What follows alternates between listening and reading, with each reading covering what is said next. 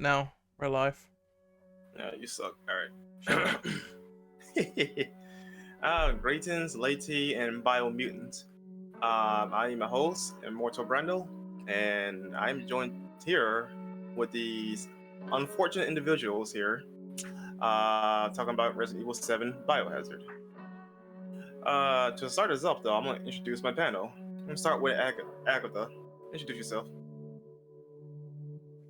Hi, hello. I'm Agatha. I'm a Twitch affiliate streaming, actually mainly Zelda games, but as of recently, I've been playing a lot of RE games. So yin and yang is kind of my content, what I call it, and some makeup every so often. You know, little sprinkles of cosplay, and yeah, that's me. Nice. Black Shadow. Introduce yourself. Yeah, evening everyone. Black Shadow here, back again for more Resident Evil, tackling. I think at the time was a bit of a devices game, but I think given the time that's gone on beyond, I think, and from my own experience, was an absolutely fantastic game. But we'll get into plenty of it tonight. All right. Unsanitized Daniel. Introduce yourself. Fuck off. But anyway. There we hi, go. everyone. Listen, I got that. But anyways, hi, everyone. Yeah, it's me, Dirty Dan, back again after what seems like, I don't know, forever since I've been on one of these. But it's good to be back talking about RE7 with this lovely panel of people. So, yeah. All right. Yeah, you can stay out, though. But hey, Des, introduce yourself. Hi, I'm Des. I'm excited to talk about Resident Evil 7. This is definitely one of my favorite games. Yeah. All right. And to start this off, I'm gonna read Asshole, number one. introduce me. Hey, Red, how you doing? Yeah. He does this every time. He really does. All right. How's Introduce it going? yourself, sir. How's it going, people? I'm Renegade Operative, and let's start this podcast talking about Resident Evil 7. I hate you. All right. Oh. All right, I'm a real number one to get this ball rolling. What were your initial impressions on Resident Evil 7, going back to survival horror roots, especially coming off the heels of Resident Evil 6? well, if I Who start, wanna- oh, Yeah, go right ahead. You can start. all right. What I would say is, I think a game like 7 needs to be kind of viewed in a quick bit of context of where the heck the series has been, because it's been like 4 years, and gaming goes very quickly now. So about 5 years before was the release of Resident Evil 6, which of course went to mixed reviews. A few years later, it had been Revelations 2, which personally I quite enjoyed, but I think went under the radar. And then, of course, Umbrella Corps was Umbrella Corps. I think it was clear, and this is not the first time this has happened in the series, for being such a very nostalgia-driven sort of franchise. I think it was already starting to suffer from becoming a bit stale, which I think had happened previously with like Resident Evil 0, which is why the series kind of went on to Resident Evil 4 and refreshed itself, found a new identity and all that sort of stuff. I think 7 was the same attempt to do exactly the same, in my opinion. Thinking that what was working, with 4 and Resident Evil 5 was like one of the best-selling games they've had all the time. If it still is, I think it still is. I could be wrong there. Okay, in terms of like individual SKUs, Resident Evil 7 is the best-selling one. But if you combine all of them together, RE5 is still the best-selling. Yeah, which tells the story of like, there's peaks and troughs. And 6 was very divisive. It's been talked about plenty. So I think that was obvious a focus was to try and almost rebrand the series. Things have been a bit quiet. It'd been 5 years since 6 as well. And it was about taking the series into a new direction. It was a very brave choice. I always remember when I'd play the demo of it, I remember saying, if you took off the words Resident Evil and put on Silent Hill, you'd never know the difference. You'd think, yeah, that makes reasonable sense. So it was a very, very bold direction to take. But I think, yeah, the numbers speak for themselves. And while the whole first-person stuff, I don't think it's for everyone's taste, I think objectively it still makes for a very, very entertaining and a very rewarding experience. I never played it VR, but I'm hoping someone here has, who might be able to speak for that. But I've been told that is pretty crazy. All right. I'm gonna go next.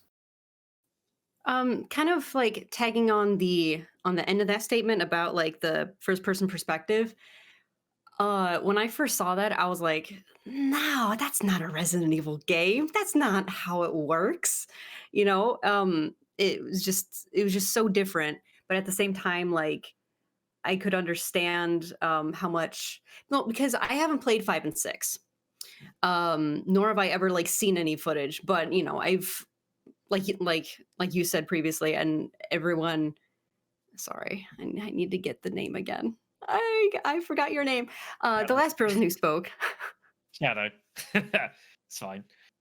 But yeah, so like I haven't really gotten to that point of getting sick of action. So I forgot what I was saying, but uh it just felt way too different, you know. Yeah, like I just haven't gotten sick of the action type games 5 and 6. I was And I going to can say, yeah, go on. Sorry, my dear. no, go ahead. I was going to say, because I think this is a very common trap that I think a lot of us have fallen Right. into with Resident Evil, about seeing something and thinking it's not what it was, it's not what it's meant to be. Like, why are we, therefore it can't be right. This is a very common thing that's coming with Resident Evil Village, of course, which is out in like 5 weeks, of looking at it and like, werewolves, vampires, this cannot be right. Therefore, it must be rejected. This is a very human thing to do. So, Yeah, exactly. Like on the surface, if just looking at it, it's like, no, that's not Resident Evil. But so, when you get into playing it and you really think of like the title, Resident Evil, the residents are evil. Then yeah, undoubtedly. it's 100%. Yeah, like going back to those roots, and the house is fucking horrifying. It is terrifying. And yeah, in that aspect, the roots are very well called back to in a terrifyingly loving way, I would say. Mm-hmm. Hey, Ray, want to go next? Sure, no problem. So my answer is gonna be relatively short, but I got into Resident Evil 7 very late. As I said before, this podcast is a remaster of our thoughts for Resident Evil 7, and the first time I talked about it, I only seen that game through a certain lens, through other people. I really never got the chance to sit down and experience it. I remember playing Beginning Hour and it made me slightly peaked, but I did not get into RE7 till now this year. From what I played, I definitely enjoyed it. It was a different take on them trying to do the whole new perspective and everything.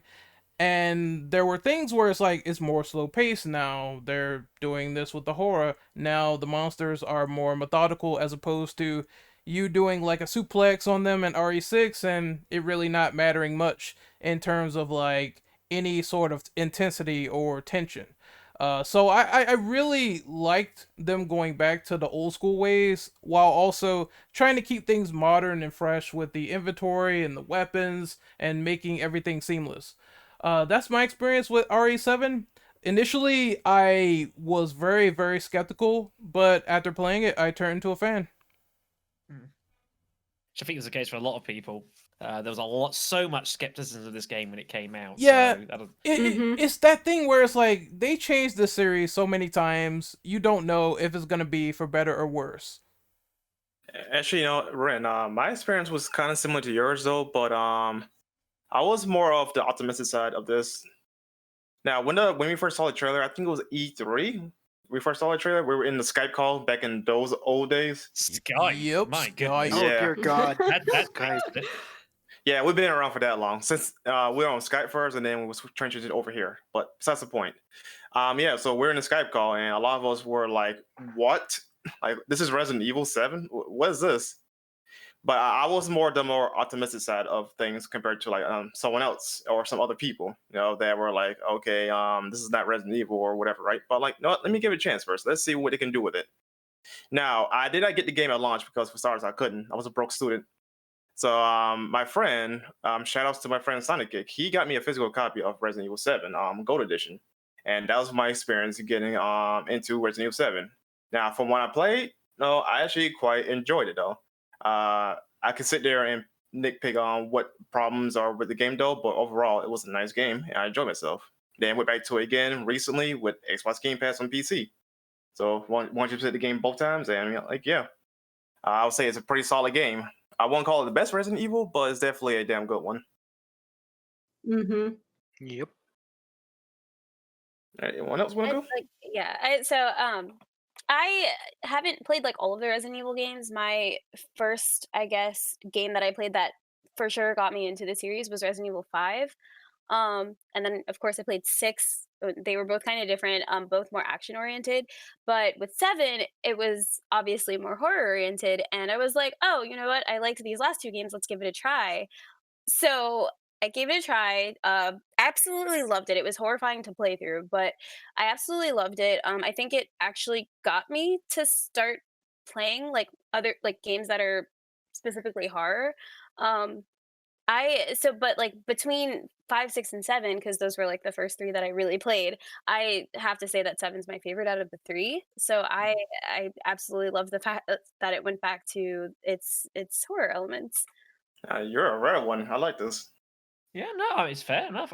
I think one thing that a lot of people I think struggle with this game is that it came at a time where so many games, the power's in the player's hands constantly, and Resident Evil 6 is a very good example. And I think that's one of the lasting things I've of this game is that it you feel very kind of like unable to influence the surroundings around you. You're literally just trying to survive, and that's all you're meant to do, which again is something that like if you go back 10, 15 years, so many games were doing this, but I think sort of in a more modern era, like it's been kind of lost. And I think that's what the devs were at least trying to get at. That's also true. But on top of that, though, Resident Evil 7 came out at the right and wrong time.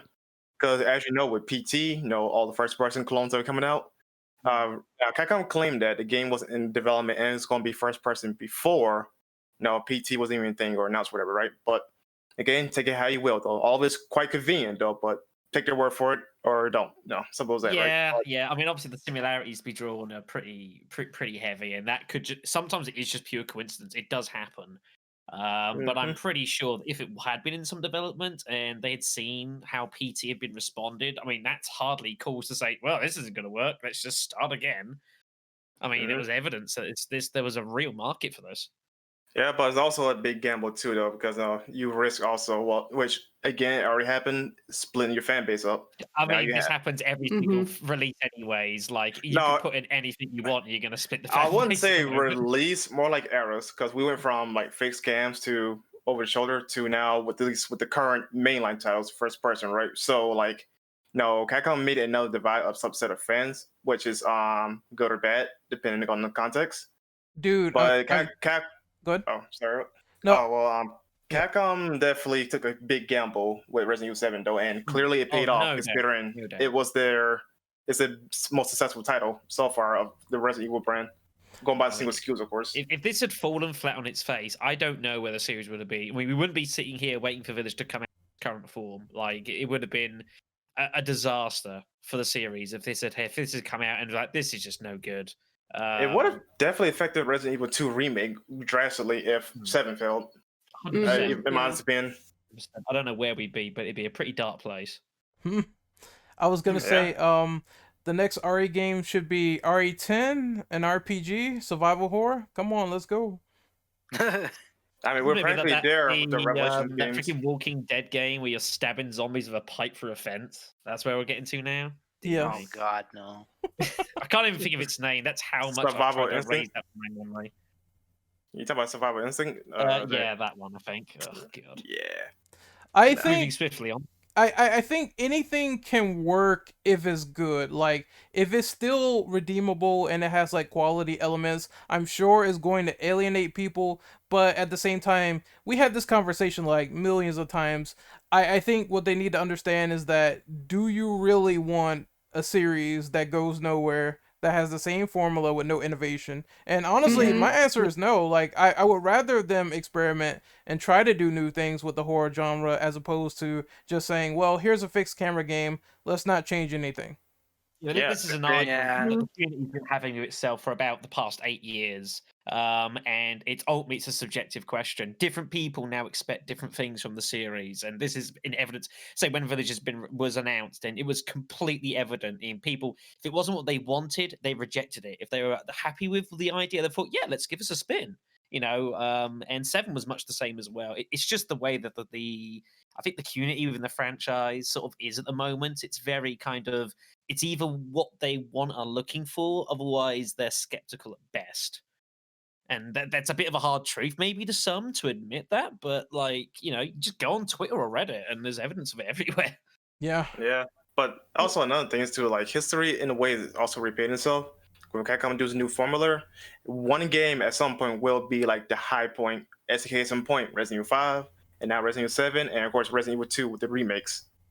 But what's the better question is that, what will be that final nail in the coffin for this era of Resident Evil games, considering that we had, what was it, the Resident Evil 0 remake with that era, and then Resident Evil 6 with the other era. So what's going to be this stopping point? I don't know. I mean, Zero. I don't want to think about that. I mean, with Village coming out in 5 weeks, I know we're talking about it will come up later on, but that game still looks like it's to be absolutely fantastic. I mean, I think there's a lot of mileage in this style of, with virtual reality, becoming more and more available and more people are delving into it. I think there's a lot of mileage in this style of gaming. We're getting somewhat off topic here. Yeah. So I guess we can move on to number 2. Oh, which is what we were talking about. There we go. Oh, wow. Yeah, we kind of bled into that one. Yeah. Well, like I said, I didn't mind the first person. I will admit there is like some small quirks, and there's some small issues with it. Namely the fact that you cannot ADS. That was like completely weird. But at the same time, I think it controlled relatively well. The only thing I heard for RE7 is that people were complaining that there was some motion sickness going on, and I really don't have that, so to speak, but that's one of the reasons why I turned off the run wobble, because that was really getting disorienting after a while. I'm glad that you can sort of cut that off as well in RE8, because I think I saw a video of that that could get really frustrating and really wobbly all over the place. Yeah, like my sense on the first person is that it's not my preferred way of playing Resident Evil. Like 7 control fine. It's just everything else around it was more of my issue. Like the tempo of the game is like really slow. Like it's really slow paced game compared to most other games in the series, right? Yeah. With something that they rectified in 8 though, but we'll get to that later, right? So I'm fine with first person. I have no beef, no quarrel with it. No, nobody's against it. But preferably, I would rather have third person or over the shoulder, because I'd rather have more field of view around me rather than just looking through a box. That's true. Yeah. The Yeah, FOV, the FOV is definitely a problem in this game in regards to seeing stuff, because I've had moments where, even on Ethan Must Die, I had moments where stuff bit me from behind and I could not either react to it properly or see it right there. Especially how slow the game is, like there's only so much you can do with a reaction. Yeah, exactly. But that's kind of, again, I think a bit of the nature of the game. Like you're not a professional by any stretch of imagination. You're just some dude who's made some very poor life choices and figured he'd go on a jolly down in Louisville or Louisiana. Louisville? Not quite Louisville. there. I knew quite what I meant. So but yeah, I think so. I'm kind of okay with that. But obviously, it's a case of mileage will vary. You may not be particularly into that sort of thing, just like this game. I know people that have like on my channel that have been playing Resident Evil games for forever and a day, and they just don't like the fact that it's a first-person game. It's just not for them, and like, okay, that's fine. I'm not going to just say you're wrong. But there was a lot of subjectivity to a game like 7, and I imagine there will be for Village as well, just because of the nature that it's slower than it's first person, and that may just not be for them.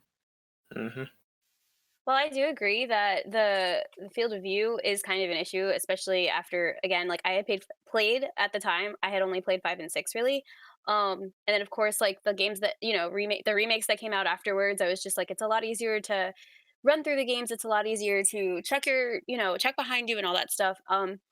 7, I feel like with the first person, it definitely was it felt a little bit more immersive, because things are, up in your face. So like I did kind of enjoy that, but I would have rather, it be a third person game as well. Um, Yeah.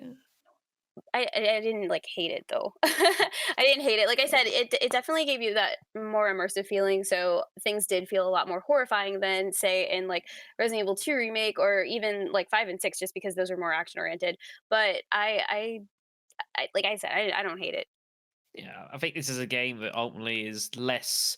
It's not necessarily just about the combat. It's as much about the story, which is a bit funky at times, admittedly. But as much about the story and kind of just building an atmosphere. Like I've been playing like the Dead Spaces just recently. I'm playing through the first game, where the action is what it is, but it's all about the ambience and the kind of the feeling of oppression, and and that things aren't quite right, and again, you're kind of things are out of your control. And I think that's kind of what they were going for. Again, it's not going to be as combat orientated, and therefore, and it's ultimately that's the first game of its type, so there's going to be teething issues. I'm hoping that Village will fix some of the kind of control issues maybe that did crop up from time to time with 7, but like it still played pretty solid to me. That's what I was gonna say myself. I was gonna say it's the first time they've done a full scale AAA single player campaign like this that was like completely in first person. I know they did like Successful. yeah, that was like actually a success. I know they did like Survivor and people would count that, but that wasn't as good apparently. So yeah, I think as all things, all the mechanics need to be ironed out, and for a first attempt, it wasn't that bad. Just there are those lingering nitpicks there. Yeah, for I mean, just bouncing off that, like I was just playing it today, and I really hope they fix the inventory thing. Like they changed it. Like just the way you combine things. Please make it the way you did it for the remakes 2 and 3, because What? Uh, having to switch the menu like from items to the combined thing. It's like I don't know. It personally drove me insane. Actually, Um, my personal take on that is that I'm actually was okay with the little menu though, because if I want to combine stuff quickly, I just go to the sub menu and just A B C D E F G and be done with it. It's more convenient in terms of just putting stuff together and time savings. It felt a Just my touch opinion. clunky at times, I think, especially because 2 and 3's menus are very, very easy to navigate and just through. Yeah, 2 and 3 are smoother menus for sure to get through though. But in terms of combining though, I found like 7's method really good just because I could save time just by doing that as opposed to going to each item and just press square and whatnot. Oh yeah, with going to that specific menu and just not having to select the menu, just say make me this. I don't care where you take it from, sort of thing.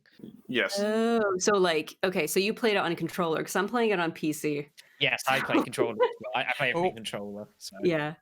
But yeah, I think they might have learned from the experience of 7, and maybe that's why 2 and 3 are so like they're so intuitively easy to understand. So yeah, I'm pretty sure they learned from that.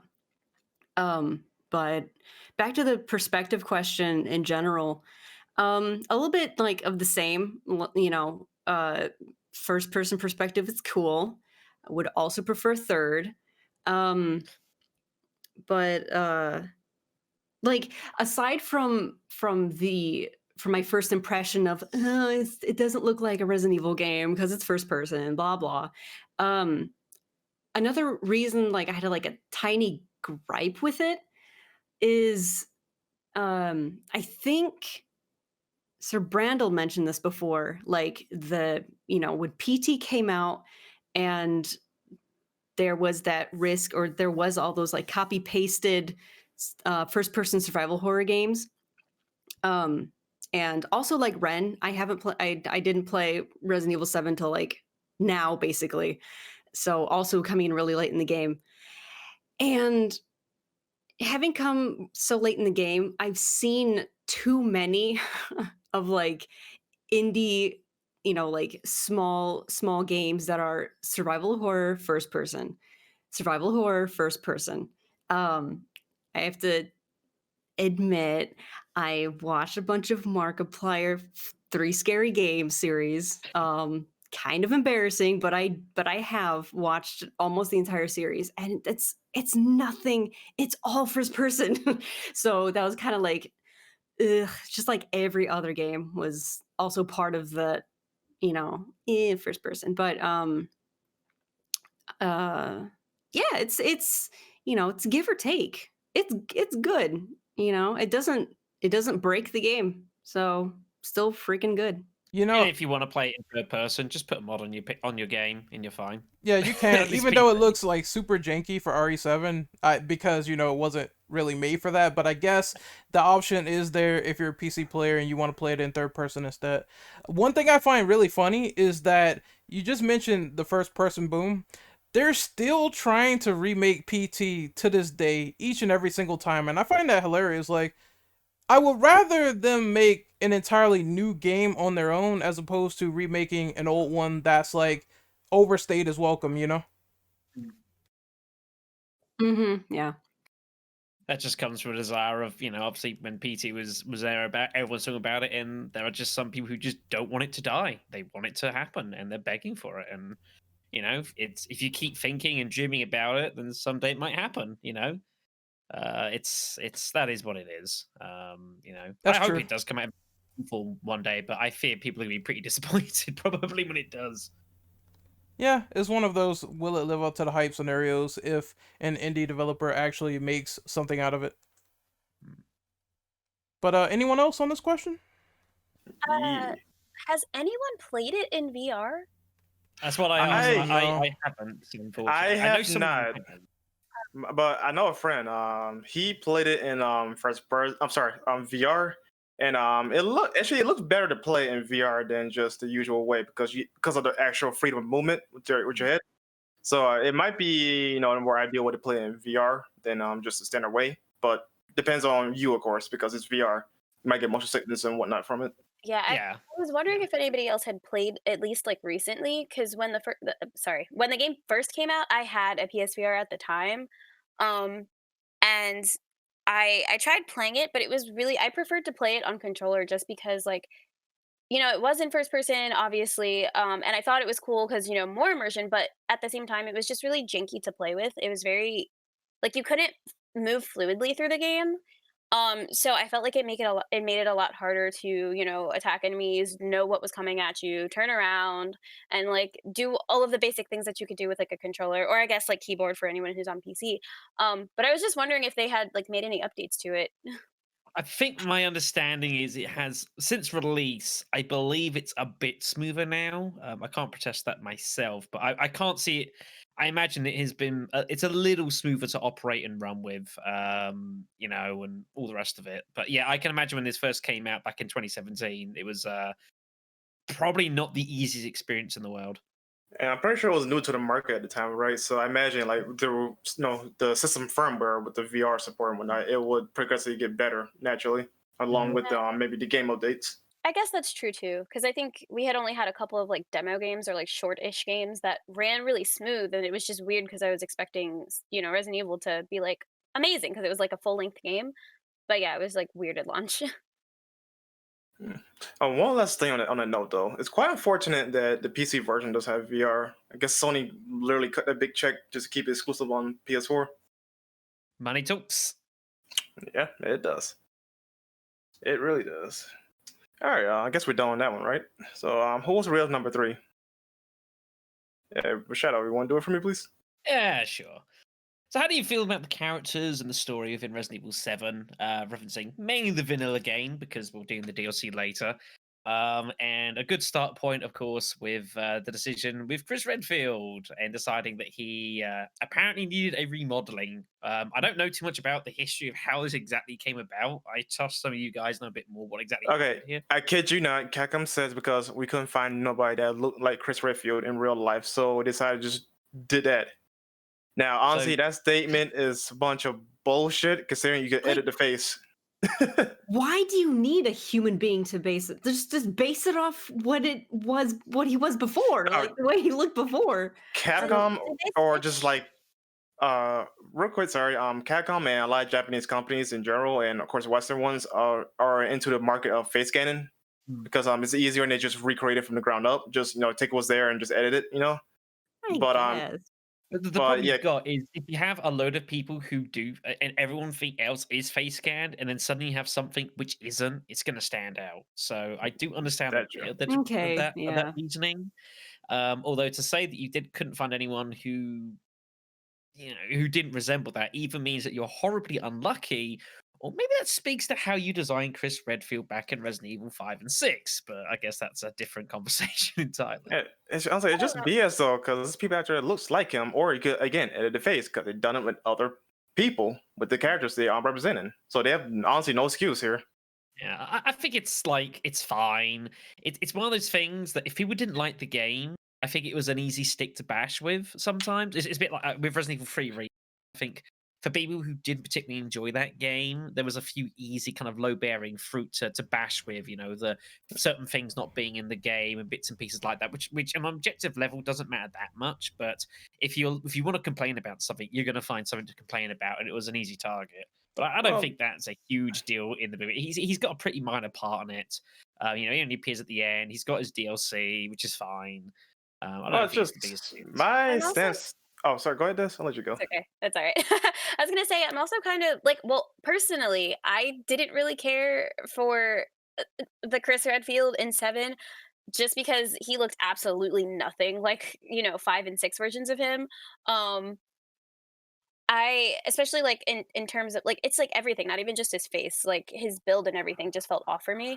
But at the same time, I feel like there have been other characters in the series that have like gone through changes. Like the first person that comes to mind is Claire Redfield in Revelations 2. She looks completely different than, for Oh, example, she looks horrible in yeah, Revelation like 2. like Chris Yeah, is everybody got on that Capcom too. about that. Yeah. But no, honestly, my sense on like Bartfield, as Renegade put it, it's not necessarily the face is the issue. It's just why is this Chris and why does he look like this?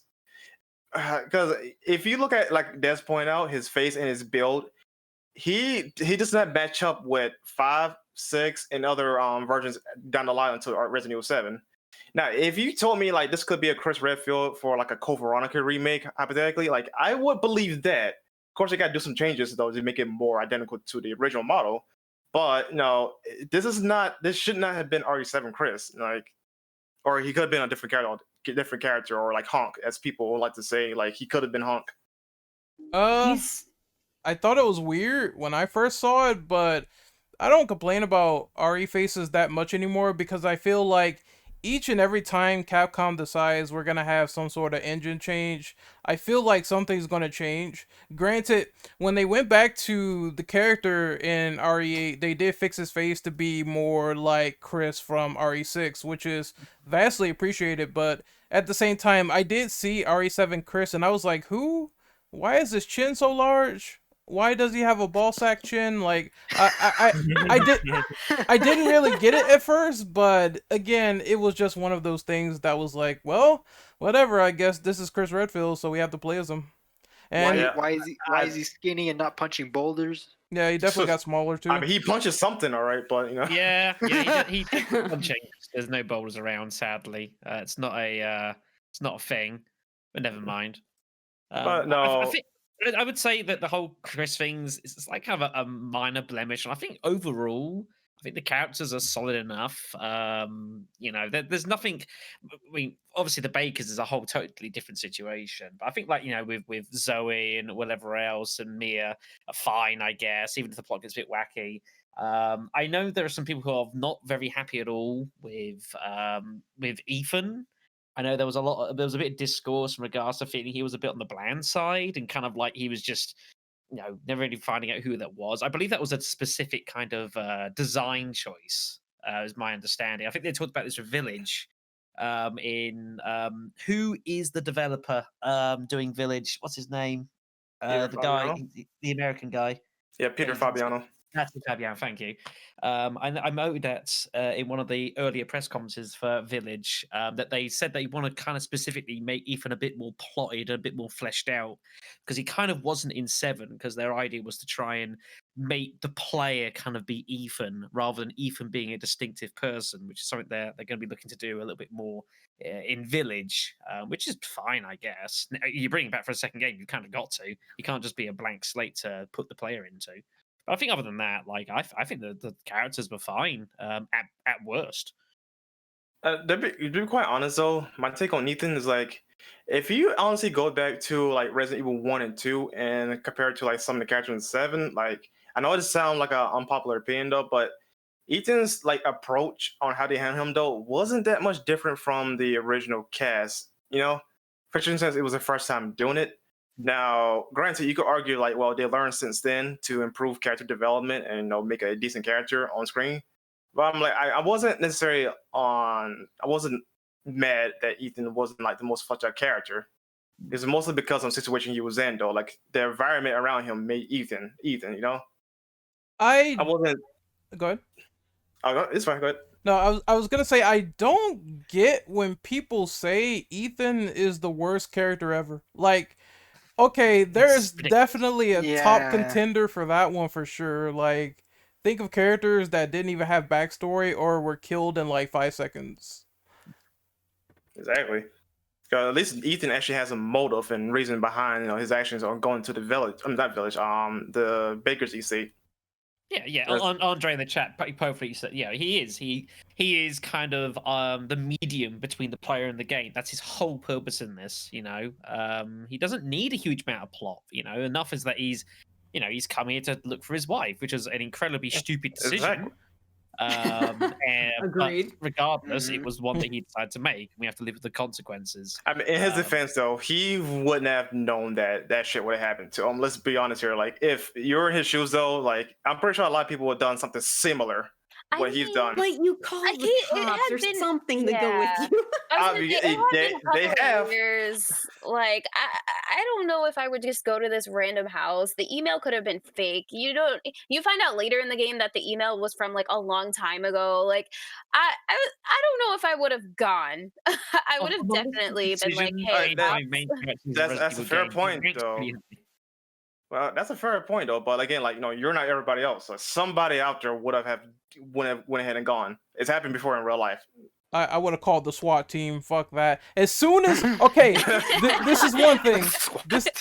This is one thing. As soon as I would have saw that image of Jack Baker just walking, like in the first few seconds, I would have got a gun, drove away, called the police. Hell no, that looks too creepy even for me. But hold on, though. Who's the dumbest character though between Ethan and the cop that showed up? Then, like, if we want to have the cop, yeah, because the dude came in by himself with no backup whatsoever, and he got shoveled in the back of the head. Well, I mean, he did get blindsided, and B probably thought he just looking for a missing person, and just some abandoned house. At least they thought it was abandoned. But so it's not the most ridiculous. Yeah, Ethan freaking out.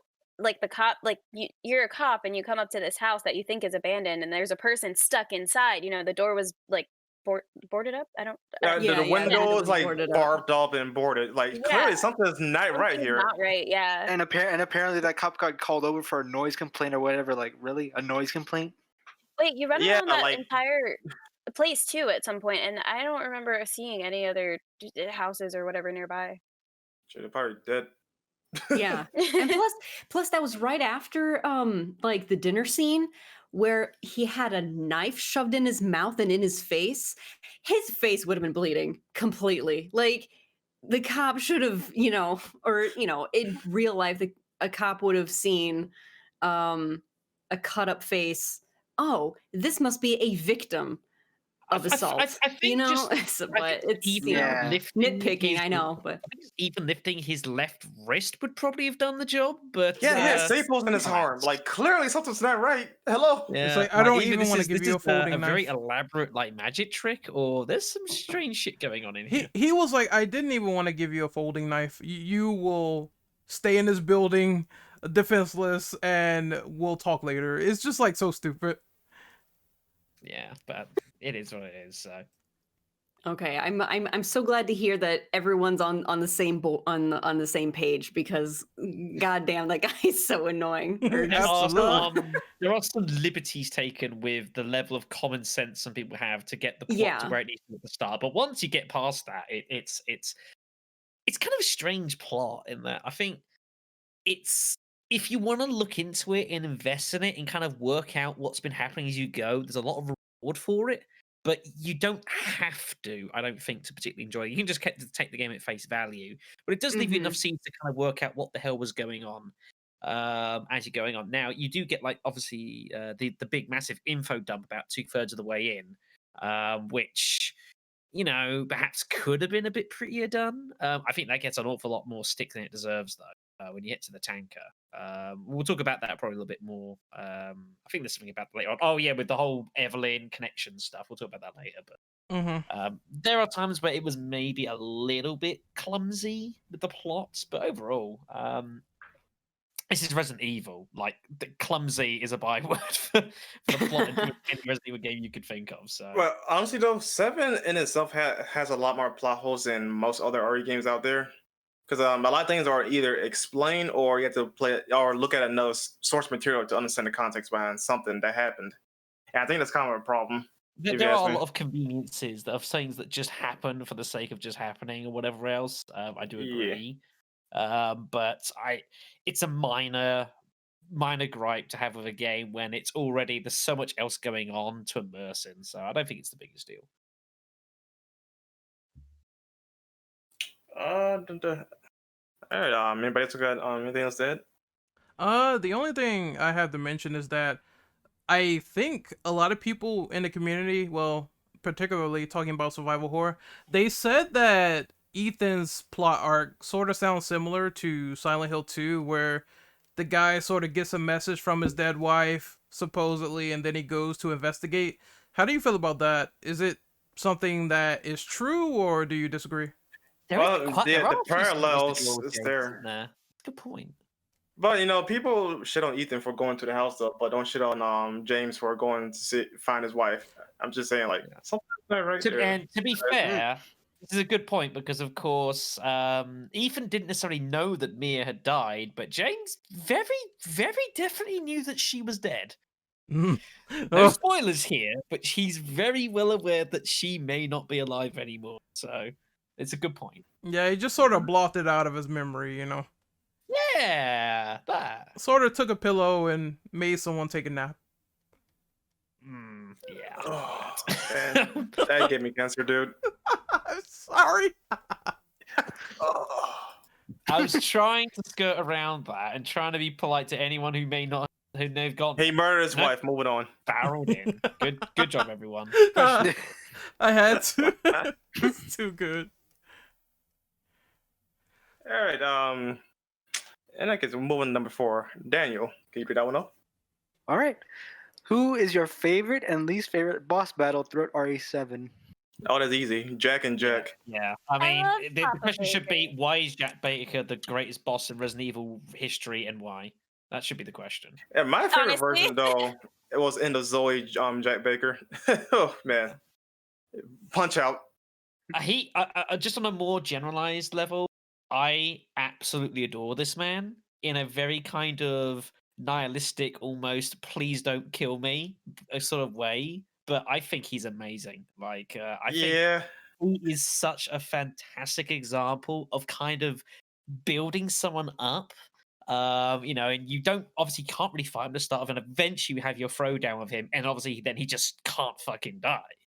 But I just think kind of like you can still see the humanity in him that pops up from time to time. This was further delved into with the DLC, which we'll get into later on. But I just think like his level of just like he's clearly gone insane, but there's something else that's not quite right, at least at the start of the game. I just think it's absolutely incredible, and the voicing is just it's absolutely perfect. That man deserved a medal for Exactly. whoever That's it was why. unbelievably great. Yeah. Unbelievably great. Yeah, that's why I love Jack though, like, because he has so much character and charisma in him. I'm like, now I know he's supposed to be like the scary guy here, but I couldn't be scared of him. Like, I'm just laughing at him really though. But I just love his dialogue. Like he's having fun trying to kill you. Like, Yeah. Tacking onto that, yeah, like I didn't laugh at him, like I was terrified of him because he was the only character in the game that actually like scared the shit out of me because he was stalking you around the house for the longest time, and then even after I feel like even after like you off him and you're just going back through the house for whatever reason, it's still kind of just like shit. Like, am I still gonna get attacked by this guy? And then the fights with him, I feel like the battles that you had with him were the ones that I struggled on the most, compared to like Marguerite and the son whose name I always forget. I can never remember his name. Lucas. Lucas. Lucas. But yeah, like I just felt like he was the most fun character to go up against. Like Marguerite was just annoying to me, and Lucas just wasn't scary. He was the character that I laughed at. Yeah, Marguerite as of the actual as boss fights wasn't the greatest. Although I will say she does get that one damn moment. I was playing the series and she scared me out of my absolute boots. Wait, so she gets that. Was it when you were going through the door? Like you get the key to that door? and you Yeah, open the door? Yo, I had footage of and she me. just I had a darts out the heart right. It got attack. me completely, and I was Yeah. Yeah, that was the best jump scare. that was like Uh, just wow. I'm indifferent on that one because you know why? I had the camera pointing that way where she comes from, and I saw her teleport in, so it kind of took me out of the moment. Oh, that's Oh, I would love to see no. that. What a day. Yeah, because I know that's the happen. But like the first time I was focused totally on the door, and I was mid talking about something as well on my video, and then she just came out, and I was just like completely taken. I was like, wow, good job, guys. Um, It was kind of the same with me. I was so focused on the door. I was like, yes, we can finally go through. We can get to the next point. We can get away from this annoying woman. I was in a party chat with my friend who was playing the same game around the same area where I was. I was ahead of him. She scared the shit out of me. I screamed, paused the game, and went quiet. And he said, are you okay? Now I know there's a jump scare coming. I should be prepared. And I'm like, no, you continue playing. I'm gonna take like 5 minutes to. I'll be right back. Like it scared me so bad. Honestly, the biggest scare I had really was Jack punching through the door. I'm sorry, not the door, the wall. Because I left him right in the dining hall, and this motherfucker just teleported like, "Hey, how you doing? I'm gonna wreck your shit now." Like Kool-Aid Man. Yeah, like Tyrant or Nemesis style, just boom. Completely caught me off guard. That I don't remember that happening the first time I played through, but the second time that one got the shit out of me. Yeah, you can actually trigger some events with Jag. It's weird RNG. Either you could circumvent it just by doing another method, or just continue to do the same thing. You eventually get that moment. Like with the wall burst, I didn't get it when I first escaped, but when I went back and tried to get the clock piece, though, that's when he came through the wall. Yeah, I talked about this too in the Discord chat for the survival horror server. I said there were certain things that Jack did on normal that did not happen until I played Madhouse. I think him bursting through the wall did not happen until I played Madhouse, and him cutting off Ethan's foot, that also didn't happen until I played that mode. So that can happen in any normal. mode. That can happen in normal. It's situational. It's weird because it did not happen on normal for me at all. Okay, on context, he has to be literally right next to you when you try to open the thing, and that's when he cuts your leg. Yeah. And since Oh, on okay. Madhouse, he's a lot faster, so he probably caught up with you when you're trying to get inside the grate. He can definitely though do it, especially in Madhouse in the cellar fight. He can definitely do that during that battle. It's not the only thing that can do that as well. Yeah, he but did that you like immediately. You don't get a freebie health item in that fight if he cuts your leg off. You hit yourself or you're done. Wow, okay. Then I'll be on the lookout for that. But yeah, he did that like immediately to me on Madhouse, and it was just one of those weird things. We're gonna talk about that later. But as for the question itself, I enjoyed fighting Jack a lot, just like everybody else. I think he's great. He's funny. Him cursing you out and saying, "Oh, you done it now, motherfucker," and chases you. It's so great. The boss fight that I actually thought was boring was Evelyn, because I did not like her boss fight at all. I thought it was wasn't even a boss fight, honestly. It's not really a fight. But we gotta count it. So it's just very boring and like it's like you're on the rails and everything, and you gotta get the gun and shooters. I think, to be honest, I don't know if this is unfair, but I think outside of Jack, I don't think really any of us particularly stand out. You could argue maybe the Lucas fight in the DLC, potentially, because there's kind of a bit going on.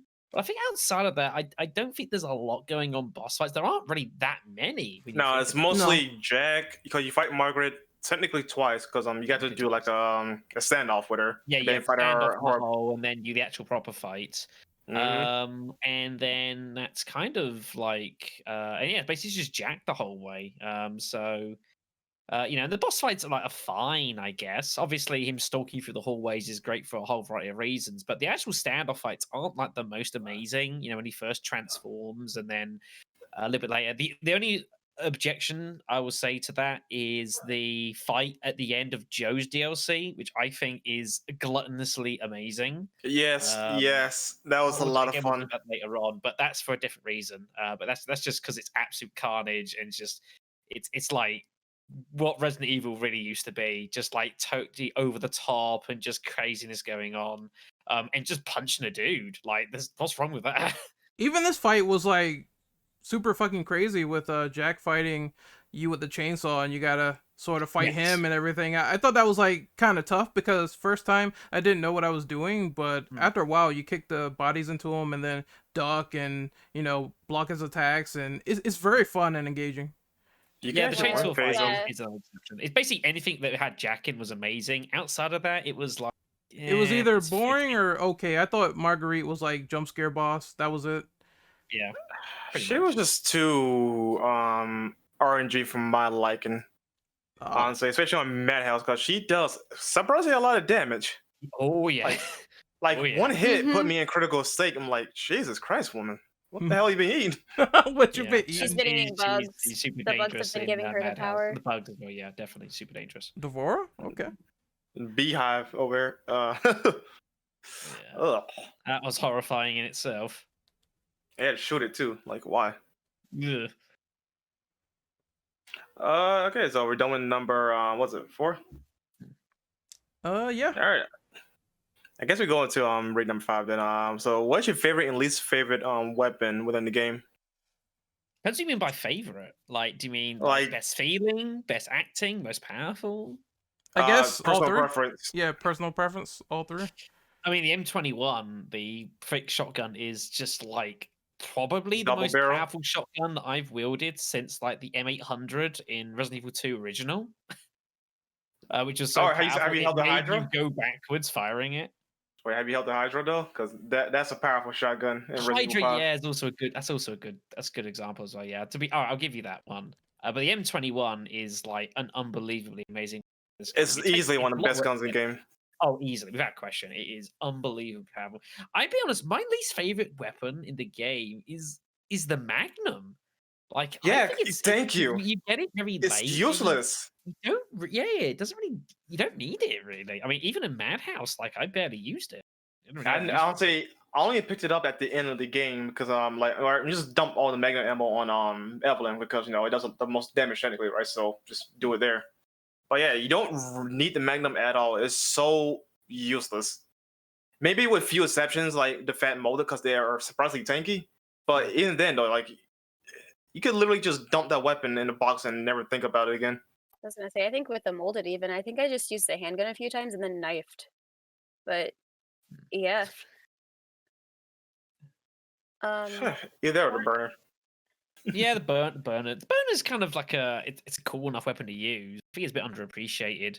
The grain launcher as well. I think kind of fit into the category of the Magnum as well. Like, No, at least the grain launcher is is more useful because especially against Jack 3, you can slow him down and do tick damage on his eyeballs. Or with the Fat Molder again, you can use that on the neural rounds on them and make the fight a lot more easier when you encounter them.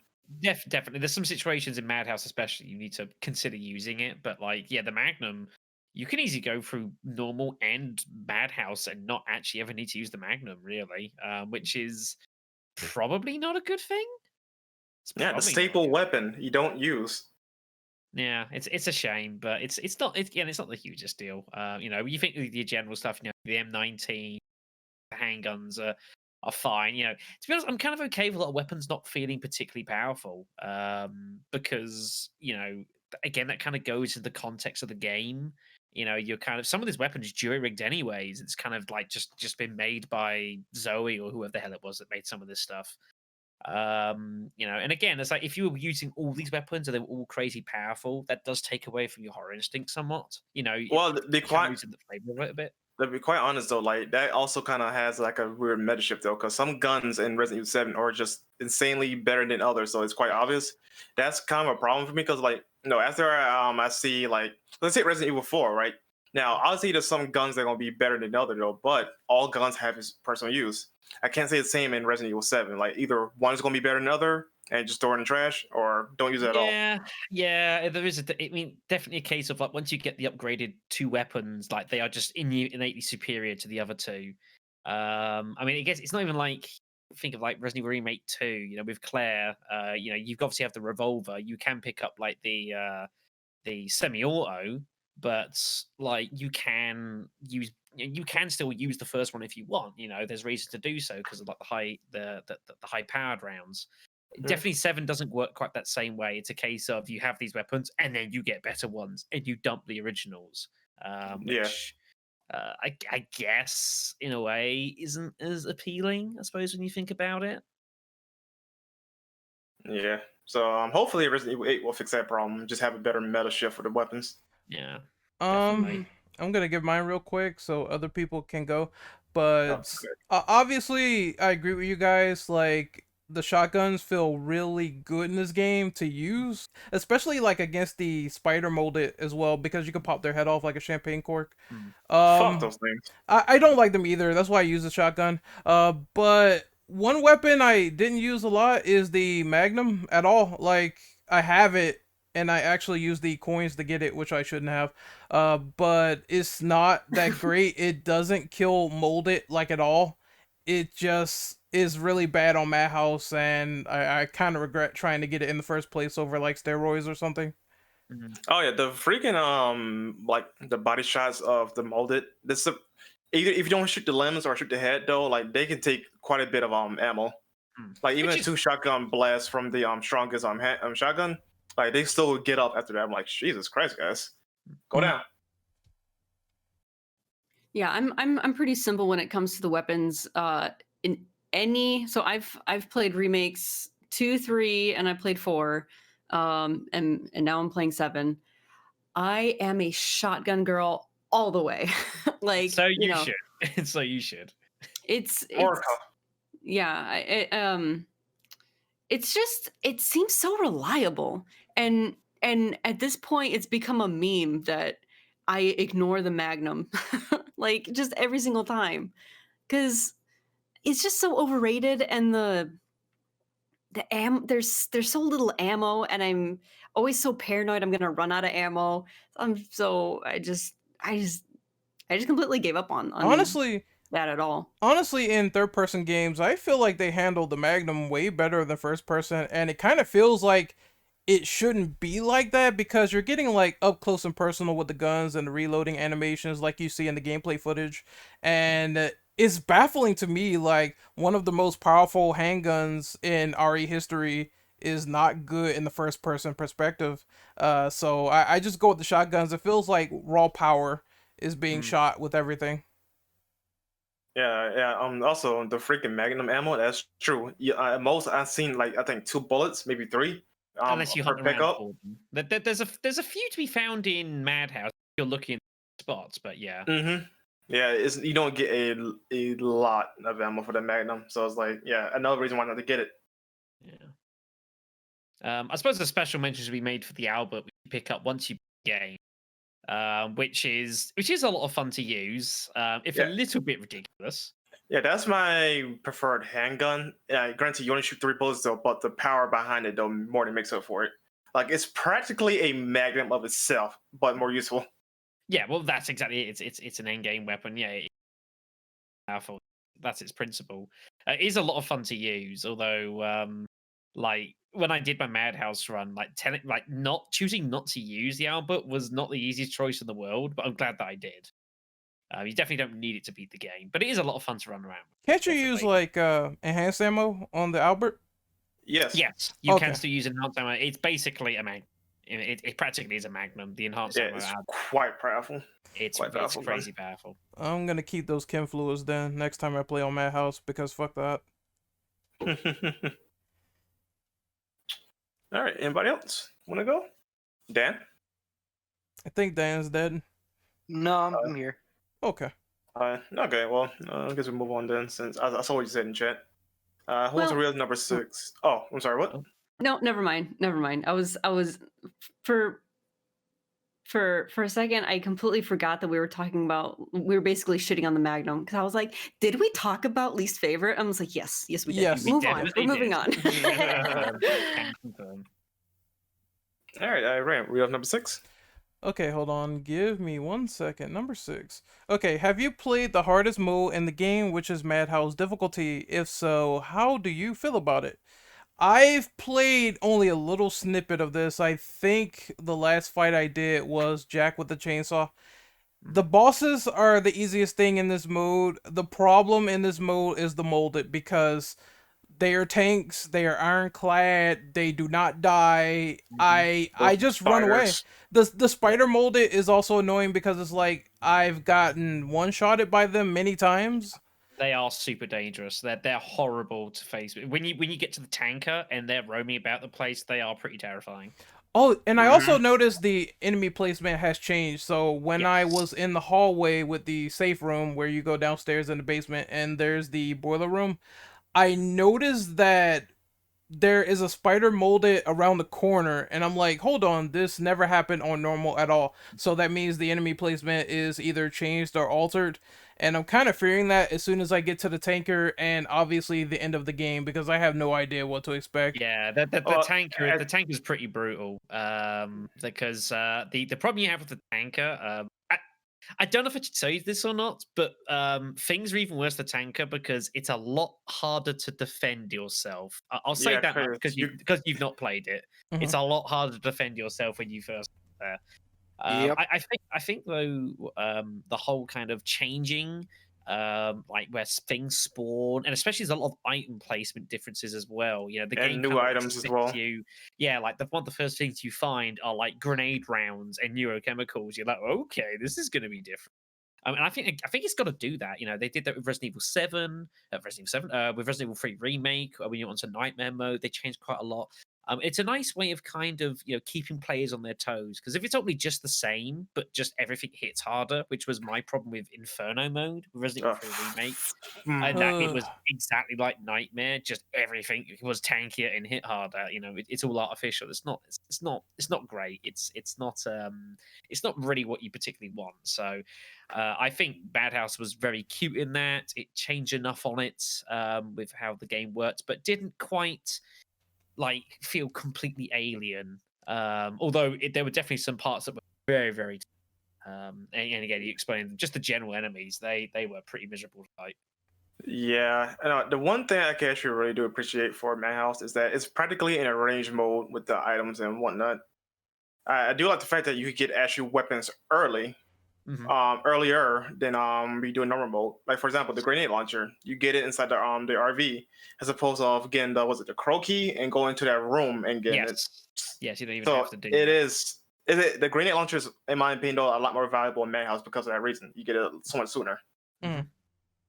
That, and also I think you can get the broken shotgun a lot sooner as well, but I might be mistaken on that one. You can, yes. Well, you kind of get it much more sooner because you tend to get the broken handgun. You get that a lot later in Madhouse, so you end up getting the shotgun first. And ultimately, to be honest, if you've played through the standard game, you should already know that the M21 is, without question, the best weapon in the game. So you should be getting that specifically first anyway. So exactly. I'm so glad we're talking about this, and I automatically see the guy using it in the gameplay footage. It's convenient, yes. This is it's an awesome gun. It feels great. It just kills anything it sees, which is great. It's very, very satisfying to use. Yeah, Marguerite is pretty much dead here. Holy fuck, I'm gonna have to use that. Yeah, speedrunners for you. Effectively, it's kind of there's a lot of that's kind of going on. Also, another thing, I'm not sure it's a good thing or a bad thing though, but it also has a lot more coins in it. Because you could get the attack and defense coin on top of everything else, but you only have enough to get I think there's 5 items, so you only have enough to get 4. Yeah, you can't get everything, so you have to pick and choose, which is fine, which is totally fine. Yeah, so pick your things wisely. So, other words, leave the Magnum behind. Yeah, next time I'll remember that because I was like, okay, I'm thinking Magnum best and most powerful gun in the game, and Madhouse is like, well, fuck no, is not. I was told you're better off getting like steroids or getting the shotgun that we were talking about earlier, which I might adjust for my next run because I want to play it again and get the differing endings so I can get the trophy. But yeah, I feel like it's a very challenging mode that's not the same. The enemies are warped around, and I kind of enjoy that because what's the point of even playing a harder mode if things aren't altered to keep the player, obviously shocked and stuff like Yeah, that? it's tough. It punishes the player for mistakes, but it's not unfair. Which is what it's always a difficult line to balance, not just being unfair, which again was one of my issues with Inferno for RE3, in that there were times it was just completely unfair to the player and not in a fun way at all. Um, but yeah, like I say, I think Madhouse is very well done, and it's something that everyone should at least give it a spin with. The one issue I have is, although the early game you have to really ration your resources, by the time you get towards the back end of the game, you pretty much start just getting ammo almost for free, and you just have tons of it, which is a bit of a shame because it means the end of the game is like pretty.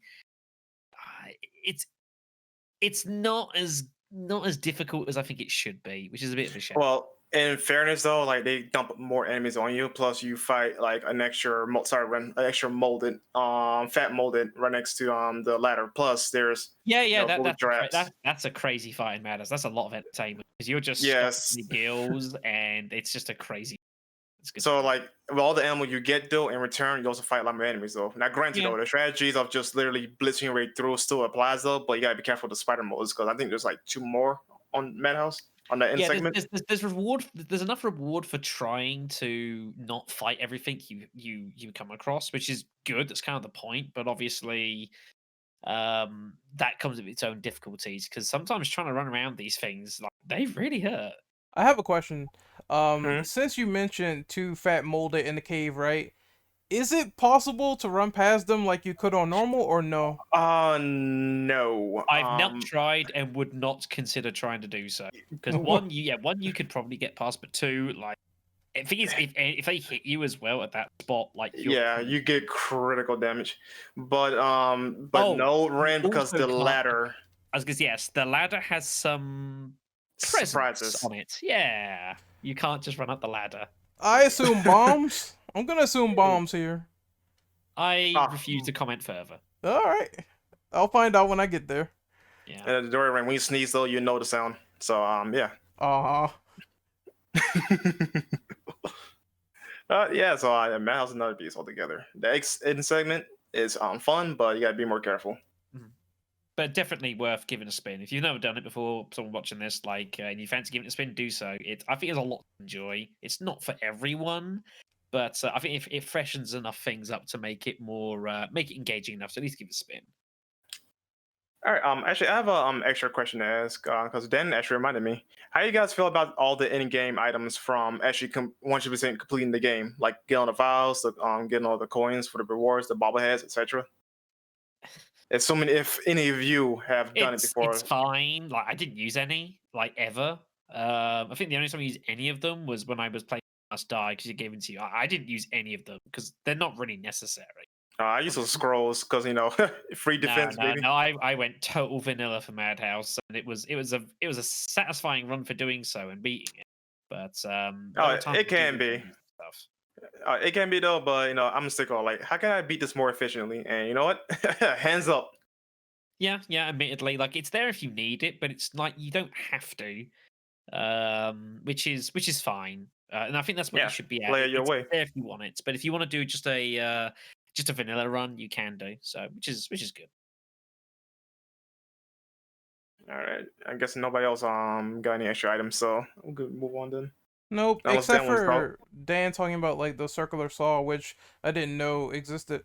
That thing is so overpowered that you can literally just grab that and mold through a lot of the enemies and call it a night. Assuming if no BS happens.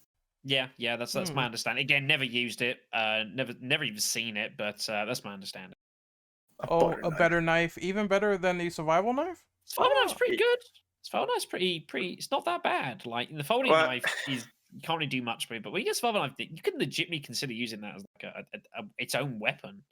I never use survival knife because you get so late into the game that it's kind of pointless. That and also the SMG.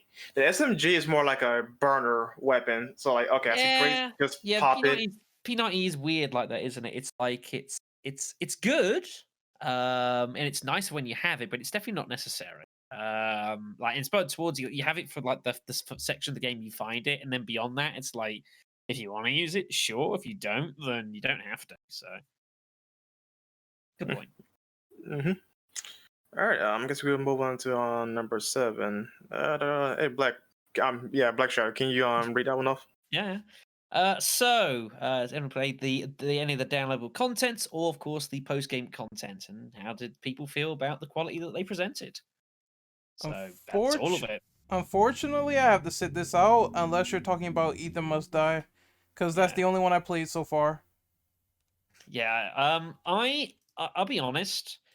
I am very impressed in just the sheer diversity. Yep. It's almost like a veritable buffet of different types of contents provided. You know, you've got your kind of your room puzzlers, you've got your kind of weird zany card games, you've got your stories, you've got your back plots, you've got your side games, you've got your absolutely insanity that is obviously what's it name feeding Jack's birthday, which is just 55th birthday, that's all, 55th birthday. which is insanity. Like I don't know what people were smoking when they put that together, but it was great entertainment nonetheless. It's impressive that there is that amount of diversity of content for a game like Resident Evil 7. It almost like it shouldn't be able to exist, but I can't sit here and say that any of them feel out of place, which is crazy. Yeah, because you have your non-canon ones and your canon ones, so like they have their own hierarchy, and it's just fine. You know, now everything needs to be like, okay, I need an extra DLC chapter though, which would be nice though, but no, technically we did get that with 2 DLCs though, but still we got that along with the extra stuff. Yeah, and there's again the diversity, the amount of it, and again it's all of it is at least good to great. You know, Jack's 55th is just complete nonsense, but it's kind of almost light-hearted fun. You know, obviously you've got Youth Must Die, which is your tough one. You've got the band footage, which obviously details Clancy and Zoe. You know, Zoe as well. Clancy, kind of an unsung hero in this game. I understand. Yeah, I feel bad for Clancy, dude. Like he should have been a survivor. Yeah, but you know, things happen. Sadly, and obviously, I think the decision to have just that little bit of extra back plot for Zoe and kind of what happened to the Bakers. You know, it wasn't much. It was just a little thing for just a little side thing on the side, but it just gives so much extra character and almost depth to the family. And getting to see Jack as like almost as he was before everything went to hell. You know, just humanizes him even more and just makes him almost all the more great. You know, when he's fine, and obviously you run into him in the bathroom, and he's literally already gone insane, and it's just amazing the stark contrast. It's very impressive. Yeah, Jax is actually a good man, and you know, it's a shame what happened to him though. But you know, it happens. Poor guy. I wasn't the biggest fan of Not a Hero, which is Chris's DLC. Like, I think it was fine. For what it was, but I can't say I was particularly the most engaged. I do feel somewhat biased towards End of Zoe and playing as Joe, which I think is like again, it's different enough. Dan says not a Redfield. Actually, hold on real quick though. I actually have a side question to add to that as well though. Like for you guys to play the DLCs, of course, what was your favorite secondary character to play as outside of just Ethan and Mia technically because she's the same. Joe. It has to be Joe, I think. I'm with you on that one. He is so much fun. He's a lot of fun. You can understand his motives if they're a little bit kind of maybe slightly psychotic at times, but he's very obsessive at the beginning though, because those guys were like literally did nothing to him. Like they was minding their business, and then he showed up, and afterwards, he just punched him out. Like that's not fair on them. I actually know this part. Didn't he beat up like the troopers that were there? Yes. Yeah. Oh, I They love found it. Zoe and was like, well, they must have. He's a man that had very few fucks to give, and that's before everything happened. So Yeah, like he was honestly an asshole for what he did to those guys though. But at least he had reason behind it though, because his niece was there. Yeah. yeah, understandably. And the kind of the DLC, for Joe, it's fine. Obviously, you're being chased by the swamp thing, and you're like, well, what's going on? And then it feels like it almost veers towards one plot twist too many. That it turns out that it's whoever it turns out to be. Again, I won't go into spoilers here. I already spoiled it earlier, so. I'm trying to be polite. But I will say that the end fight for his DLC is kind of silly. It's kind of nonsensical, but there's almost like a base primal entertainment that one can derive from it, which is just you just shut off your mind and you just experience it and it's just a blast. It's so much fun. Yeah. Yeah, but also I want to add one thing too. Like his DLC actually made me the most tense, not because of Rakasakum punch him, but the swamps, like the waters, well, with the gators. Oh, gators. Oh man, like I will stream it for earlier. I streamed it earlier this week, and this one gator that appeared right next to me, and I didn't hear him, and yeah, it scared me shitless. I'm not gonna front. It was a good scare. Why are gators always terrible in RE? Even the gator in RE2 is just, well, he's a joke, but why are they always terrible or assholes? Because even in Outbreak, the gators were like super weird and they used to like grab people into the water. I think the gate is accounted for like about as many deaths in my entire playthrough of RE7 as any other enemy put together. I'm pretty sure. Oh boy. Yeah, the gators Maybe and shit out the of me. spider molded, like those two contribute my deals. Please don't put him at 8. Please, I don't need to see these scaly motherfuckers. Unless I can powerbomb them, then that's great. Throw them off a cliff, I'm done. Sadly, Joe hadn't found the resources necessary to do that until once all the gates. Otherwise, we could have had a great time in the swamps. But no, you just gotta hit them with sticks and kind of just generally avoid them and not have enough resources. It's just that sounds really bad. It is though, but once you know the pattern, no, it is more bearable. It's not so bad. Yeah, first time playing though, yeah, nah, it's horrible. It's horrifying. Yeah, the only DLC I played was Ethan Must Die, and I hate that mode. Yeah, I died just like everybody else. Everyone hates Ethan Must Die, but they love it for the exact.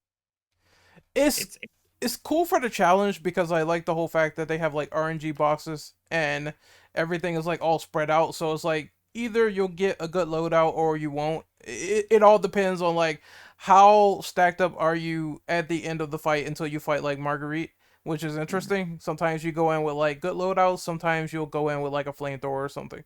But I tried, so I beat it, but I tried so hard to do this with the whole Let's Play Curse thing, and it did not work out in my favor. So I'm trying to do a perfect run where I don't throw my controller into oblivion, but that might not happen. So we'll all see. They're pretty tough.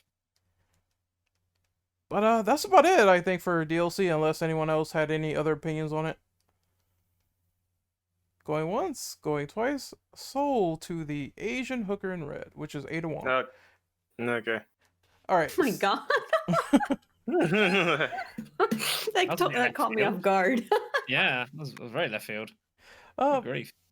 Yeah, I said that before, but I didn't go into detail beforehand. So, I guess we can move on to which one is it? Number 8.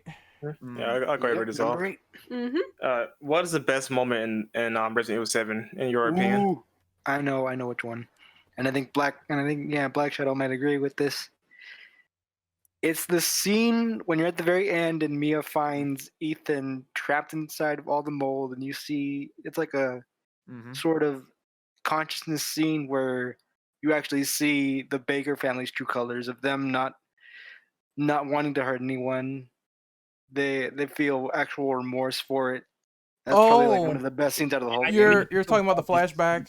Yeah, the kind of the hive mind consciousness scene, which is so kind of it's it's underrated, and it's so kind of like such a side thing, and yet it almost adds to like how awesome it is. It's so understated in like what it is and what it represents, and just The seeing, this guy has been trying to kill you for hours on end, and you see who he actually is, and you realize he's just a guy. He's just he's a father, and he's scared for his sisters and his daughters and everything like that, and just like just make it end. It's so amazing. It's so the amazing. the music also really helps in that scene too. Mhm. Now, It's perfect. I'd I say. get that sentiment though, but personally though, that does not make sense for that to happen. How can they do like the weird psychological stuff? That's one aspect that I personally don't understand from Resident Evil 7. Well, the idea is because Ethan has the infection, Oh, which is I know the context around it though, yeah, okay, but fair enough. the idea of them doing that weird psychological stuff, like, is like, how can you communicate with someone that's technically already far gone? Like that I kind do of thing. agree. There is like you drill down, there are some things a little bit nonsense, but I think sometimes you have to make these sacrifices for the sake of a game overall. And I think the scene is just so fantastically done that I'm willing to suspend my disbelief for that, and I think it deserves the benefit of the doubt. If it Right. had been like terrible and made no sense, and like the scene was kind of drivel, then I'd probably see it saying that was pretty shit. But I think it deserves it. I think it warrants the convenience. Honestly though, the things that stood out to me more though was like the PTSD moments you have when you get back into the house. Like those actually make more sense though, because those are hallucinations, not a psychic link type thing. Like I can appreciate those things a little bit more than that though, because yeah, the moment it was cool. Like I ain't gonna take that away though. It's just like it doesn't just not make sense. Like how that does that happen? You know, Mm. like don't get me wrong though, it's a cool scene though, but just Yeah, but again, how it, it it, get it's there, where it doesn't make sense. this is where it's such a subjective medium. Some people kind of, it's the same with anything. Some people just experience. Some people kind of feel things to kind of make a bit more logical sense for them to be able to emotionally invest in it. And that's subjective medium for you. That's how it works. So Uh, Um, go ahead. kind of. Oh, sorry. Did you want to? No, go for it, my no, dear. you can go ahead. Okay. I was kind of thinking, like aside from story and plot, I would say gameplay wise and just from the game's ambience, my favorite moment was going through the house trying to get the arm ingredient for the serum. Like Oh, of course. just Yeah. it's so much like a film that you are stuck inside, and it like the noises and the sounds, the bouncy ball, it was just so well done. And and then like once you grab the arm, you turn around and it's maybe it's a little bit too like stereotypical scary movie like Annabelle kind of thing, but turning around and seeing the little girl's feet, like I kind of knew that was coming because I did see some playthroughs, but in the moment, for some reason, I completely forgot. And I'm probably gonna have. I just played that today, and I'm probably gonna have nightmares because there's something Yeah. about little girls, That- and just that entire house was so beautifully put together. Like every detail was terrifying. It was I so will good. agree. It's definitely powerful when you're going for everything's dark. There's this creepy shit. You get the arm, and you go back outside, and this room that was relatively normal. When you walk out, you just see writing absolutely everywhere, and you're just like, "This is pretty bad. We should probably leave this house immediately." I was wondering whether the writing was there or not, but I was No, just so focused yeah, on leaving. exactly. I didn't really take it in. Yeah, it's fantastic. I should have given that a mention, but yeah, you're right. It's a fantastic. There's loads of these little moments, and the thing that makes them so good is the fact that they're built up to. It's not just shock value. It's not just doing something for the sake of it. There's an attempt to build up kind of the suspense and the atmosphere to the payoff. Mhm. And that's great to see because it's so easy, especially nowadays when people don't have much of a it's very not as huge an attention span. It's kind of more, faster, faster, faster to actually spend the time to build up the moment for it, and it's so much more rewarding as a result. Yeah, I see people talking about the hallucinations in chat, and my opinion is once Revelations started doing them with Revelations 2, I'm just like, is it really just jumping the shark anymore if we already have them in the series? Now, the difference is hallucinations is just seeing stuff, so Like not we got mind communicating on psychological level type thing. like we got mind control, we got people spazzing out, we have all that stuff now. So is it really just like jumping the shark now since Well, Ari has honestly, already did it? yes, because you can actually make sense from the mind control. Because let's say Wesker with Jill, like he had a device that allowed him to like do that. That makes sense in the context of science fiction. Just but with the whole psychic link mumbo jumbo though, that's more of a supernatural type thing. Yeah, it is, but I understand like RE is more visceral now. And they're trying this whole psychological thing. Even 8 has like psychological elements like all over the place. But at this point I just accepted it because once again, we've already just hit that point of them jumping the shark completely with the series. Yeah, no, it's a good point. It speaks to a wider issue, which has been prevalent for quite a while. And you're right, this is not a recent thing. This has been a bit of a legacy thing with Resident Evil for quite some time. And to be honest, the logic for a lot of the events happening already are pretty loose. I mean, you can go as far back as, Wesker somehow not dying when he got clearly impaled. Even that's like, okay, you can make some sense of it, but it is still a bit loose. They definitely just tie like most of the convenience to the virus, which is more or less what I've noticed as the story like progresses. Like it's always the virus doing something, or this is how you get superhuman powers, or this is how you get this. It's mostly all just tied to that. I guess at basic structure, if that's what they're trying to go with, I can see it, but more and more it just gets ridiculous as time goes on. Yeah, no, I think that's a fair. If that bugs you, then you're never going to escape from it. And you could argue definitely it's not very Resident Evil style, but where Resident Evil is now compared to say 10, 15 years ago is such a completely different beast.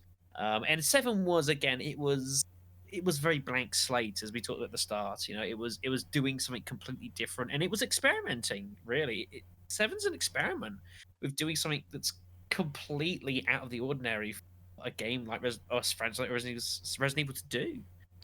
So I'm happy to give them a bit of kind of creative control and a bit of freedom to explore that. And if it was that terrible and that obstructive, then I think it would have been mentioned by a lot more people.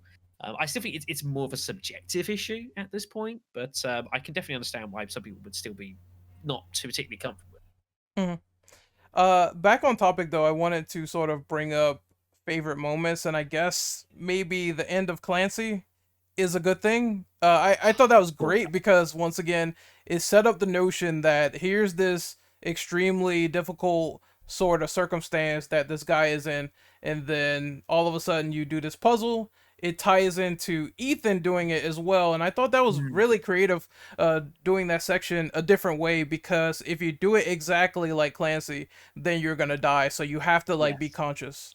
Yeah, that's very cute. That was very, very cutely done. That was really good. So definitely tagging on to that, my favorite scene was doing the happy birthday. Well, it's my favorite and least favorite. The happy birthday little puzzle thing that you go through. Where you play it was as Clancy, right? You play that is Clancy, right? Yeah. So when you play as him and you have to go through that, and then you would have to go through it again as Ethan. It was my favorite puzzle to play through. And again, it's like my least favorite because it was the screaming when Clancy dies. The screaming for me, it got to me. Okay, that was honestly more funny and hysterical than like, oh my god, I'm gonna die type scenario. I didn't laugh. I was ready to cry for this man. I'm pretty sure I did it here. Funny. You guys are terrible. I was like, what's funny?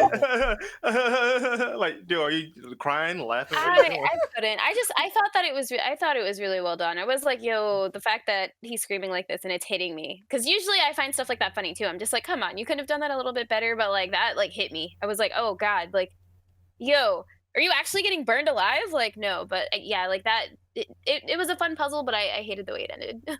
Yeah, I also want to point out one thing that Clancy could have stood in one part of the corner where the fire wasn't reaching him, and he would have been fine. But yeah, well, I developer mean, he oversight. would have died eventually of carbon poisoning. Yeah, but, and this is getting a bit it's hot as technical. hell in there too. Yeah, he would have had many other issues rather than burns. No, I'd rather die from that than be burned alive. Though I'm just saying. I guess No, that's a fate worse than death. Sure. I I suppose if you had to be stabbed by a sword or by a blunt object, I guess I'd pick the sword. Yes. Yeah. Also, So, I wanted to mention what chat said. So it was mentioned Oh, that yeah. like back Wait, to Ren. oh Wait, go hold on. Let's save that after because I was going to ask that as well. Let's just wait until we finish this question okay, because let's do it. I know exactly what you're referencing. Yeah. My favorite moment is me suplexing Swamp Thing and Joe I Baker's knew you GLP. were gonna say that. I knew you were gonna fucking say that. Yeah. But for real though, yeah, my favorite moment though it was actually going through the PTSD scenario with Ethan going back to the house.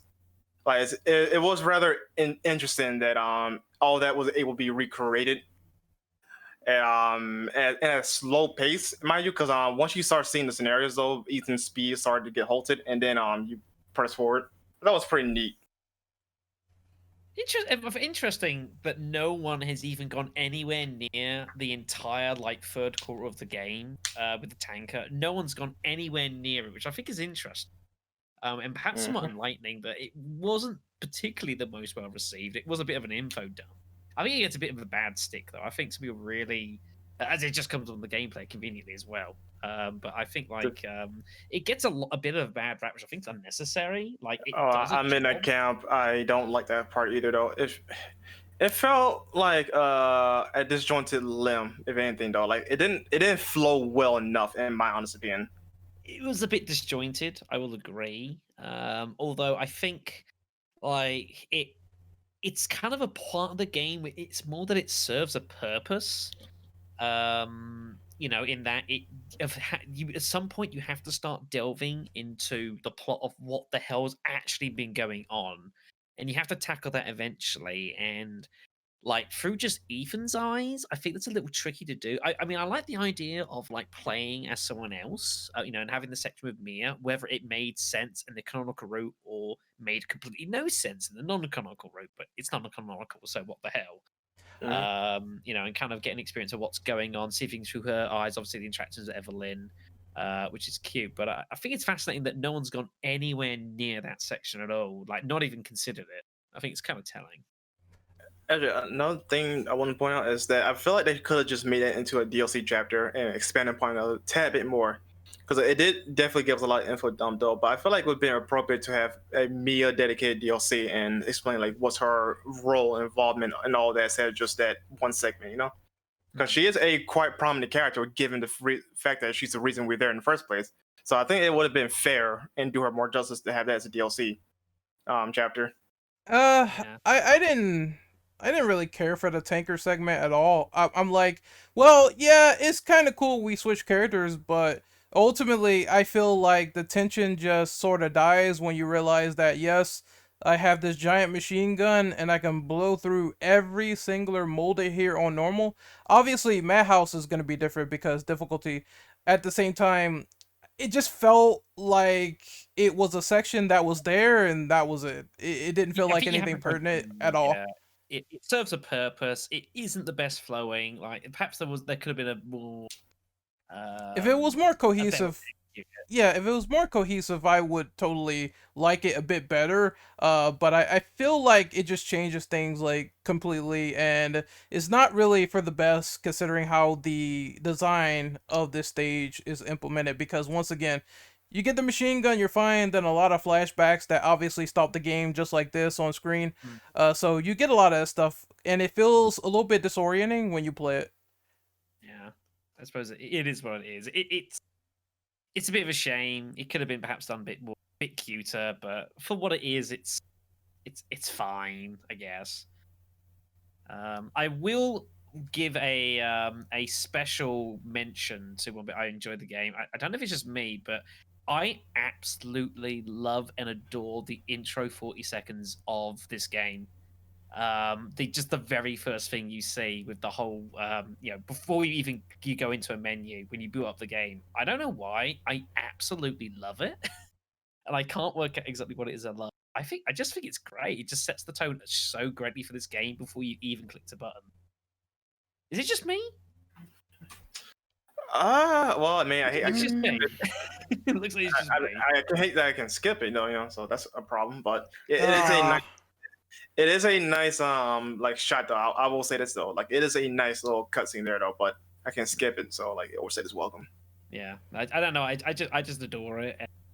It's just great. It just it already starts introducing that oppressive mood, and everything's already immediately very unsettling. And of course, and even when you've then played the game, you watch it again, and suddenly so many more things make sense as what the hell you're actually seeing, and there's so much like referencing and kind of leading into stuff that happens during the games. I don't know. It might just be me, but I'm okay with being the one on this. I think it's great. It's okay, soldier. You could die alone. I'm just kidding. Damn. All right. Is anybody else got anything else to add to this question? Nope. No. All right. Perfect. All right. Well, this is going to be a 8.5 question. Now, I'm gonna give a little mini context here. In chat, though, one of our co-hosts mentioned the "Back to Roots" quote. Now, amongst a lot of my other mutuals, that's a meme, like a joke. Whenever something happens, they say "Back to Roots," but it's not "Back to Roots" type thing because I'm like using that sometimes. Mm-hmm. Now, what is your guys' stance on the whole "Back to Roots" thing scenario for Resident Evil 7? All right, so let me go first in general on this before other people go, because a hypocrisy is going to be called out eventually. So I think "Back to Roots" is a misnomer. Obviously, when companies say it, and the expectation there should be perceived as such, because when people say this is going back to roots, etc., and fans was like that for Evil Within, and it plays just like RE4 kind of in a sense, and you got enemies with guns, then you're gonna have like those people that say, well, is it really traditional survival horror, etc. That being said, I can kind of see what they did with making the game more slow paced in comparison to Resident Evil 6, because if we just talked about how the segments flow better in terms of gameplay, I would much rather prefer playing 7 than how 6 was like all over the place. And when you play it on harder modes, despite that game being a guilty pleasure, I hated the QTs and shit like that. So in terms of like just going back to a slower pace, it's a couple of monsters in a room, survival horror game, it's not an action game anymore. They definitely did that, but Back to Roots is definitely a weird statement because there's so many contrasting elements with the stuff they're bringing back, and every time something's going to be changed. Like, even for the remakes for Resident Evil, when they were sticking to the terms of reimagining and shit like that, people hate it now because they figure, well, that's going to lead to cut content. It's not going to be the same as the original, and we had discussions like that before on the podcast, where it's like, we have this mindset where people are expecting everything else to be the same while we are moving forward, and it's kind of weird, and it's kind of something that people really need to get a little bit used to in a sense, because they're always going to change something in regards to going forward with new games. To be quite honest though, like I do think when people say we're going back to roots though, I think the audience takes that a little too literal, because it's a trap. It's a trap. It's a bit of a corporate buzzword to use, and it can very easily lead people to have expectations which are either not what the intention is or just aren't particularly deliverable.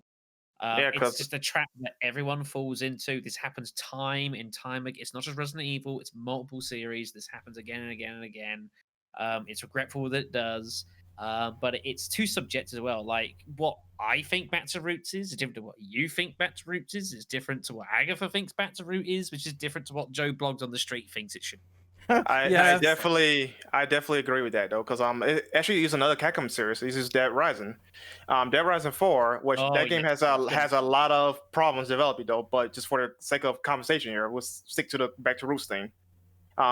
what they're the thing that we're trying to do is like again back to roots, right? So they brought in Frank West and they went back to the location of the first game, I believe, and it was in a mall. Correct me if I'm wrong, Rand, because I think you played it Yeah, more yeah, than yeah, I did. I did, yeah. It's back to where I'm Yeah, at.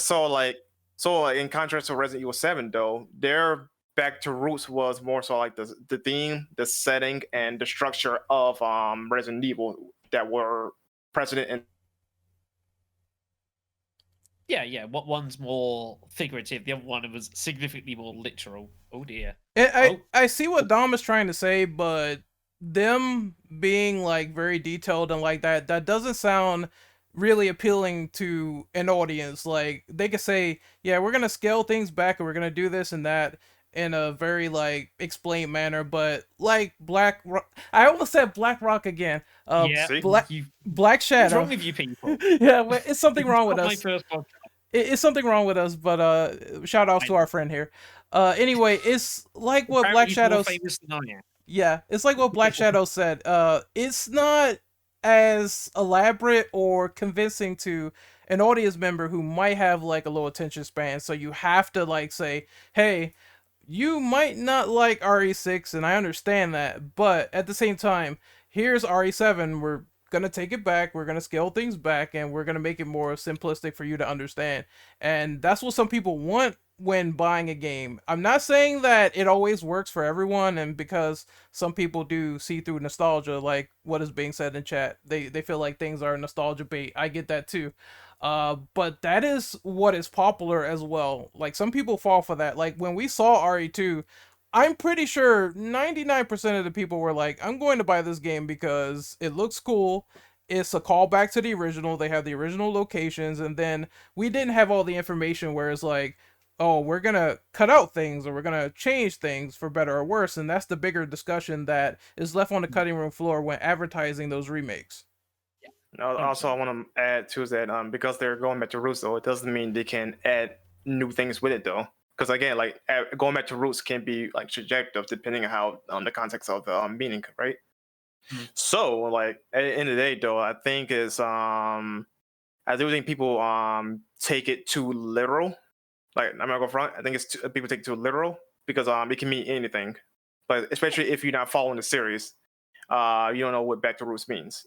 Yeah, it can mean anything. It can be misused. It can be mistaken, whether unintentionally or it can be just deliberately. You know, it gives you an expectation of what you're thinking you're going to get, and then when you don't get it, you feel robbed of something. Like they've lied to you somehow. Like they said something and then decided to give you something else, which is not often the case. If anything, that's probably the company. Why would a company want to do that? To say they're going to do something and do something else? That's just terrible on all sorts of levels. But it gives a false impression sometimes. And when a game like this, for example, yeah, you can argue it goes back to roots, but it's still doing so much stuff that's very new and original. It can be hard to sometimes comprehend what they mean by that, and you keep kind of it gets frustrating. I can see why it frustrates some people sometimes to say this game's back to roots, and I'm like, what the hell are you talking about? Where's my fixed camera angles? Oh man, that's a whole nother debate entirely. No, we're not gonna get into that. I'm not gonna touch that one with a 10-foot pole. But I mean, that's a good Yeah, point too, though. Like with my fixed camera angles, you say back to roots, right? So go back to what worked beforehand, that kind of thing. Oh So man. again, Mhm. it's a subjective way of looking at things. I think a lot of people forget, like you can, like this is across all media. People forget about the phrase artistic license, and I think, what you were saying before that it's a trap. Um, it's a trap. Sorry, I have to say that twice. Black bar alert. Right. Yeah, it's especially when companies say that, then artistic license, or that knowing that exists goes completely out the window, and then developers can't. I mean, they go ahead and take their artistic license, but then they get shit on, or people complain because exactly what you were saying. People, it's subjective, and everybody wants to nitpick, and they want this kept in or that taken out. So yeah, it's just everybody forgets, what that yeah, artistic license. Yeah, nostalgia is a incredibly powerful an emotion for humans, and it can be used definitely as a very powerful tool to accomplish something.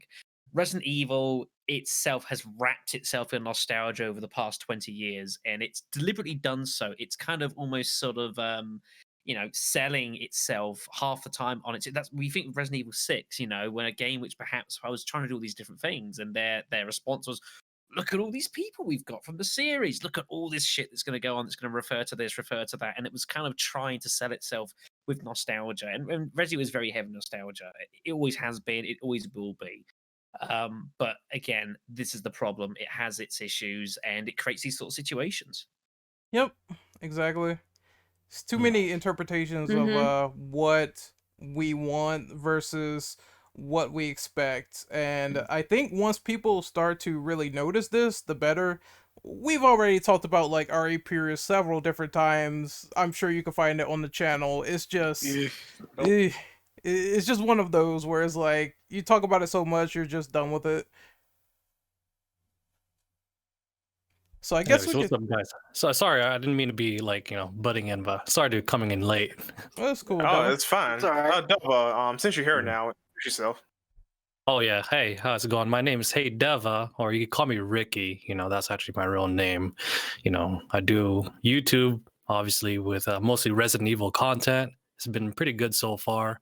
I mean, I love the series. So I don't know what segment you guys are on. Sorry, guys. I literally just got done doing a surgical case, so I'm back home, and here I am. It's no worries. I like the idea of that the birth certificate says Mr. Hey Dover. I just like the idea that could possibly be a thing. So I'm just gonna headcanon that is your Mr. Okay with this. Well, actually, the name itself is just a play on words because people used to call me Diva, like the singer Diva, but that's why I just try to go like a Deva, So it's just a play. It's just making making fun of myself a little bit. So goes a long way in this line of work. Yeah, I mean, you can't take yourself too seriously, especially with everything that we got so far in the world. Man, I think this is the best time to be as positive as possible. Anyway, so hello everybody. Sorry I'm late. I'm pretty sure you guys are probably wrapping it up, but man, I'm just happy to be around for even a couple of minutes. So, we're on question 8.5. We were talking about back to roots because that got brought up during our live stream chat. So we were discussing it. I'm not sure how much of it you heard, but if you want to give your take on it, let me see. You said 8. Let me see. Open original. It's not in the doc though. Yeah, it was just it's a side question. Yeah, it was about like people bringing up back to roots and sort of expecting everything to go back to like traditional survival horror like roots, but they change something or they do something different, and the different interpretation that comes along with that. Okay, so you said we're at 8.5, so I'll start off with 8 and then interpretation. Well, I mean, since we're in the topic Resident Evil, I mean, to me personally, Resident Evil 2, I'm talking about the original, was the best game for me. The reason being is because, I mean, lots of replayability, 2 different characters, 2 different scenarios. You can get, my introduction to the series itself. I mean, what else? Best moment. I mean, the last part in scenario B when William Birkin in his final form was like closing in on which character was inside the actual car, Leon or Claire, and they give that last like glancing look, So that was my favorite moment. But we're talking about Resident Evil 7. Oh, sorry, man. Oh, okay. So favorite moment in Resident Evil 7. Yes, Resident Evil 7. Yeah. Oh, you know what? Okay. This might not. This one's weird. I don't know what it is. I actually liked the Margaret Baker fight. I don't know what it was. There's something about her, especially like little spider form that she does. My goodness, it just gave me some tingles, man. I don't know what it is, but she freaked me the hell out. I just can't with her. It's just too much. Arachnophobia, perhaps. Yeah, oh yeah. I mean, that doesn't help. And then she has like that sack-like thing around, her area, and it's like, whoa. Wait a minute. So, I believe that's the technical term. So yeah, it is. Yeah. And obviously, and another great moment was actually on the side, game with like the daughters. Remember when you're trying to get close to her for the first time when she first got, infected with the mold, and then she turns around and she's just spewing out all these bugs out of her mouth, and you're like, holy moly! Like she can't like for this sweet lady to this crazy, I don't know, demented, possessed human being, what it looks like. So and then you said 8.5, what is it like, going back to the like purist in a way you guys were No, mentioning? going back to roots. That statement came Okay. up because someone in chat mentioned like no, the developer team saying they were going back to roots with Resident Evil 7. Oh, okay. But Okay. but I we were see. discussing that and like giving our take on it though. So like, do you have anything to add to that? Going back just a specific, like going back to the first person point of view after we just had the two remakes and like No, they means like no. How can I put it though? Everyone, can you explain this? When you take Oh, kind of like- 7 in context to Resident Evil 6, there's an interpretation that they kind of went to a more horror-y aspect. Whereas the remake was actually, but what does it actually like? What does it mean? Yeah, you know what? That's actually great. I made a video about like, and it kind of I dabbled in that topic and the fact that, we all know Resident Evil 6. I mean, me personally, I obviously dabbled in a lot of action, right? You just play Chris's, campaign. I mean, I mean, there's not much horror going on, but then you get Resident Evil 7, you're like, holy moly, like this feels a lot better. I mean, it doesn't feel like Resident Evil, obviously, because it's a first person point of view and like it felt like more like Outlast for me. And remember during that time too, like everybody was getting to what like Slender Man and PT and all that. So PT. I mean, just getting back to the horror roots. I mean, to be honest, I feel like it revitalized like the series itself. Even though Resident Evil 6 did sell pretty well, but I think it brought back the older fans that actually wanted the horror back into the actual franchise.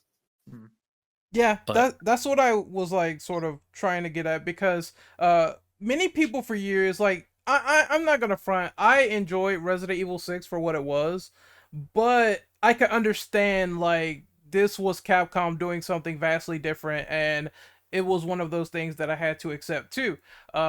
Fortunately for me, I enjoyed it over just outright hating it, and I tried to find, flaws or positives with the game.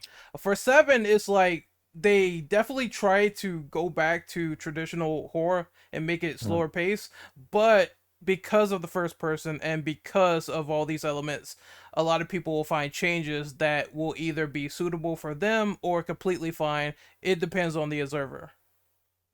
Yeah, but also the thing to notice too is that Capcom wasn't happy with Resident Evil 6. Like, yeah, it sold well though, but according to them though, it underperformed and it hit the sales mark.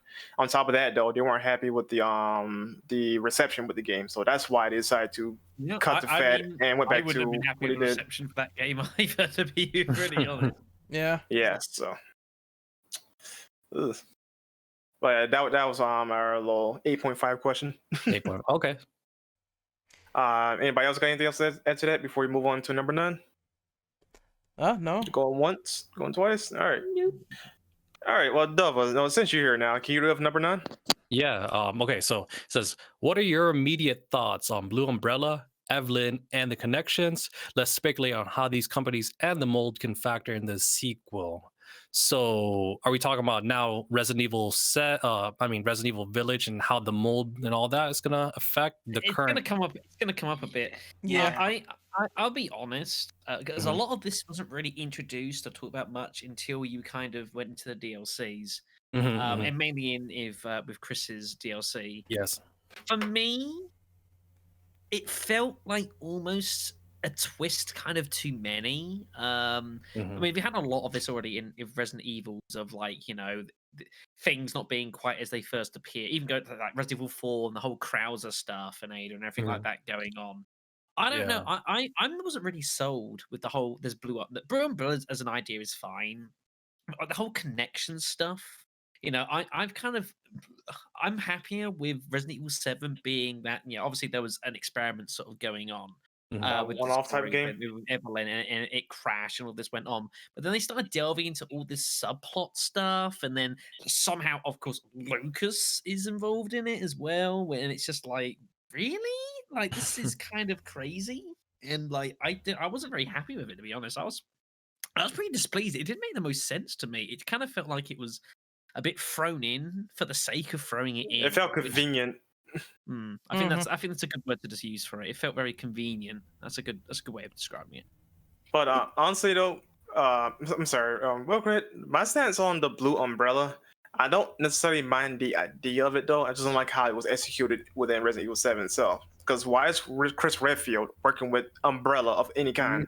Exactly. That's the thing. It's meant to be. It's meant to be deliberately jarring and meant to be like meant to kind of maybe show a degree of desperation, maybe regarding the situation, perhaps. Yeah, but the thing is, though, I mean, he was part of the BSAA for how long, and then next thing you know, you're gonna just join Blue Umbrella. It kind of, I don't know, it didn't sit well. It just didn't. Chris and Umbrella, I don't know, man. It just doesn't.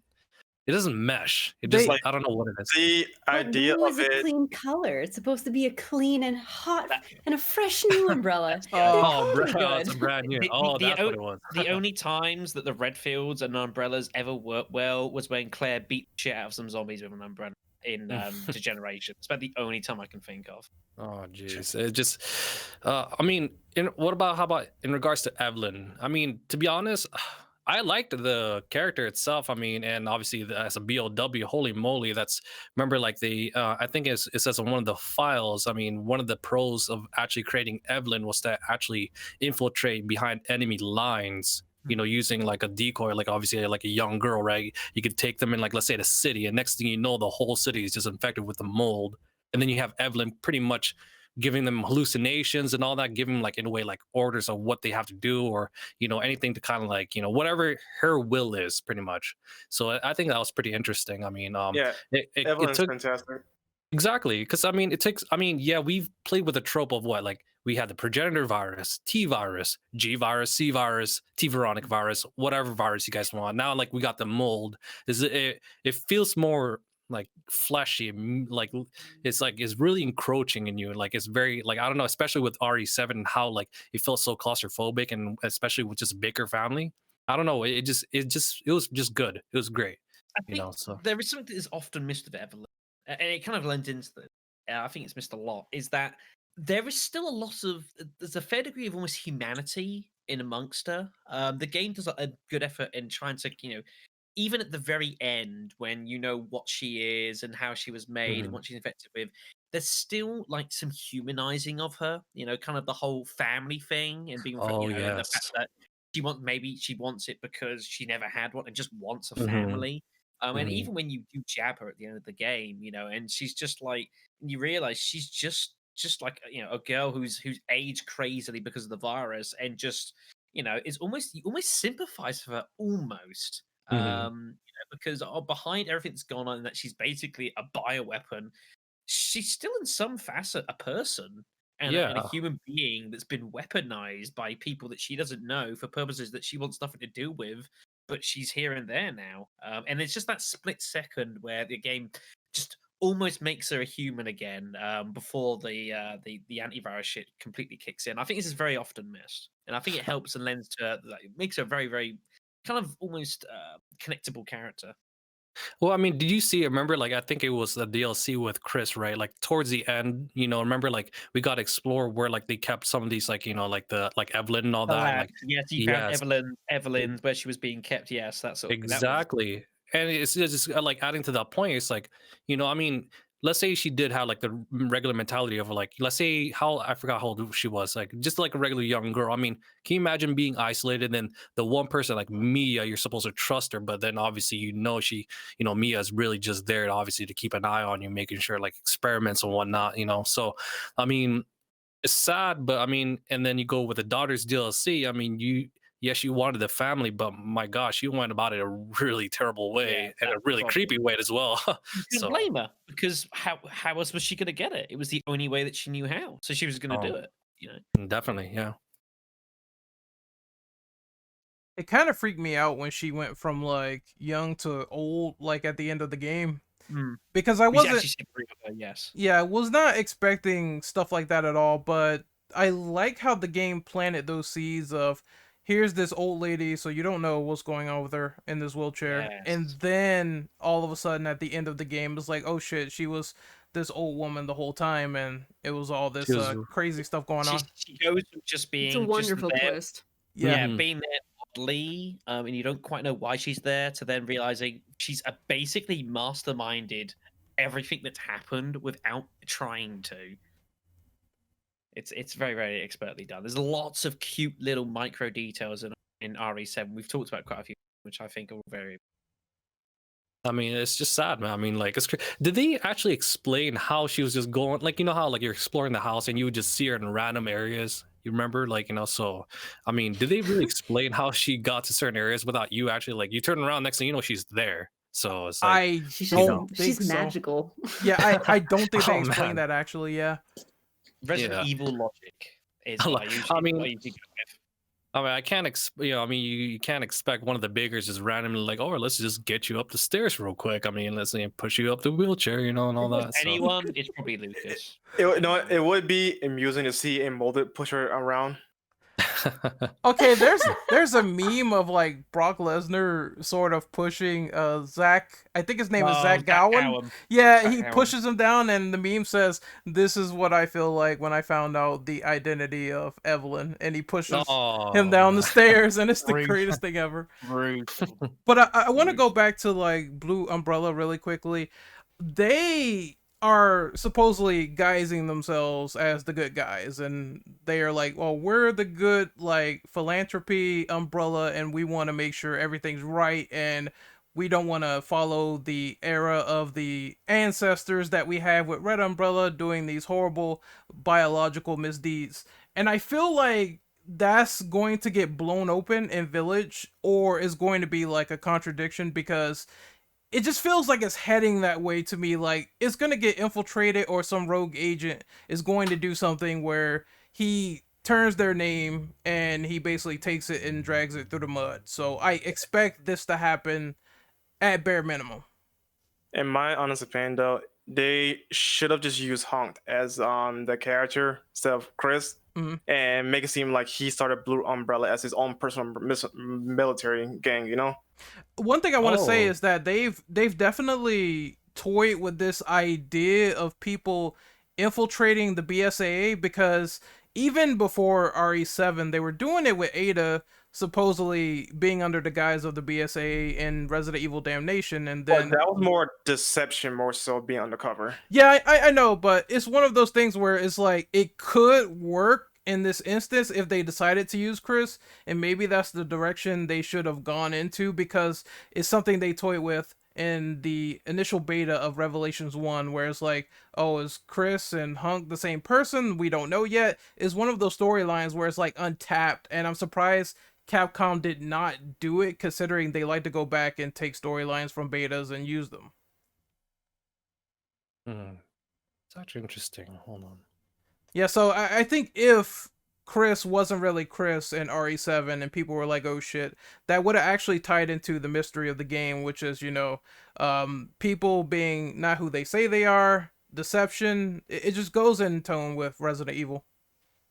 Well, it's kind of a little too late now. Like, I understand, like, we said, like, oh, hey, maybe it could have been Hunk, but I mean, obviously it's too late, because obviously we know That's really Chris. made it. Yeah. Yeah, I mean, it's Chris now. I mean, he met Ethan, and obviously, from what the trailer said, he knows Ethan. He said, "Sorry, Ethan." And next thing you know, he just decides to like take out, Mia right in front of him. So that would literally, yeah. So, with also, can you guys, maybe we could try to also dabble in the connections, because I'm pretty sure that was mentioned in several other RE games, just in one of the files in here and there, but they've never really been fleshed out compared to any other organization. I mean, like, for example, like TerraSave and like TriCell or anything like that. It's not Wesker's little group, is it? No, that's the it's not. connections. Okay. Mm-hmm. The connections are formerly ACF, which is Hive Host Capture Force. It's all a bit, yeah, it's all kind of blends into itself. So it's pretty much an amalgamation of all these different entities, and they just call themselves the connections then, huh? I'm still a little confused on that. Yeah, it's not particularly this. I'm still unhappy at the fact that just so happens to be a member of and then it just so happens to crash at his goddamn house. I just think that's so absurdly convenient. Like I struggle to, I struggle to suspend my disbelief for that in a game series where you kind of have to do that all. I think they threw that in there because clearly they wanted some connection to Wesker in some format, so that's why his old sort of task force is still operating. To what extent, we don't know, but I have a feeling that's going to come up again in the future because, as far as I know, they're still making biological weapons and still making viruses. Mm-hmm. But I mean, why? Okay, why to this day, like, you know, why is Wesker still kind of, if that's the case, like, why keep Wesker around? You know, I mean, like, what is his significance? Like, I mean, are we gonna expect like a sudden plot twist? I mean, in RE Village, just like a quick cameo moment of Wesker, just like looking at Chris. You know, I mean, why? It's What's the nostalgia. significance? It's nostalgia. That's Nostalgia. exactly what it's nostalgia. It's something to, you know, they had to kind of kill him because, like, what could you do with him anymore? But people just don't want to let him go. I feel like, yeah, people need to understand that it was inevitable for him to die because, like, let's be real, all Resident Evil villains die at some point. Wesker time was coming, whether you like it or not. It had to happen eventually. You know. But remember Jake Miller? No. Yeah. You remember that character? Like, can we use him? You know, for this plot? But he's a good guy though. Yeah, I mean, I'm saying like, you know, yeah, he is though. But I'm saying like, can we use him in involvement of these other extra branches of this? Wesker. Yeah, like, cause since he's a Wesker though, I think he should have some form of involvement. Like, you know, since he is Wesker's son, like I would assume like they would go after him to capture him or some shit. You know. No, that's true. You know, actually, my latest video I posted a week ago, it was actually Alex Wesker. You know, and I was thinking about like what her role. I mean, technically Natalia. Remember the young girl? Remember Alex Wesker put her consciousness in Natalia, and Natalia also happens to now have, you know, the T-Phobos virus in control. You know, because she can't feel fear. So what is Alex Wesker? If we're talking about wanting another Wesker in the future, I mean. Yeah. There you go. It's a plot point that hasn't been touched since they laid it out 5 years ago. They might do at some point. I hope they do.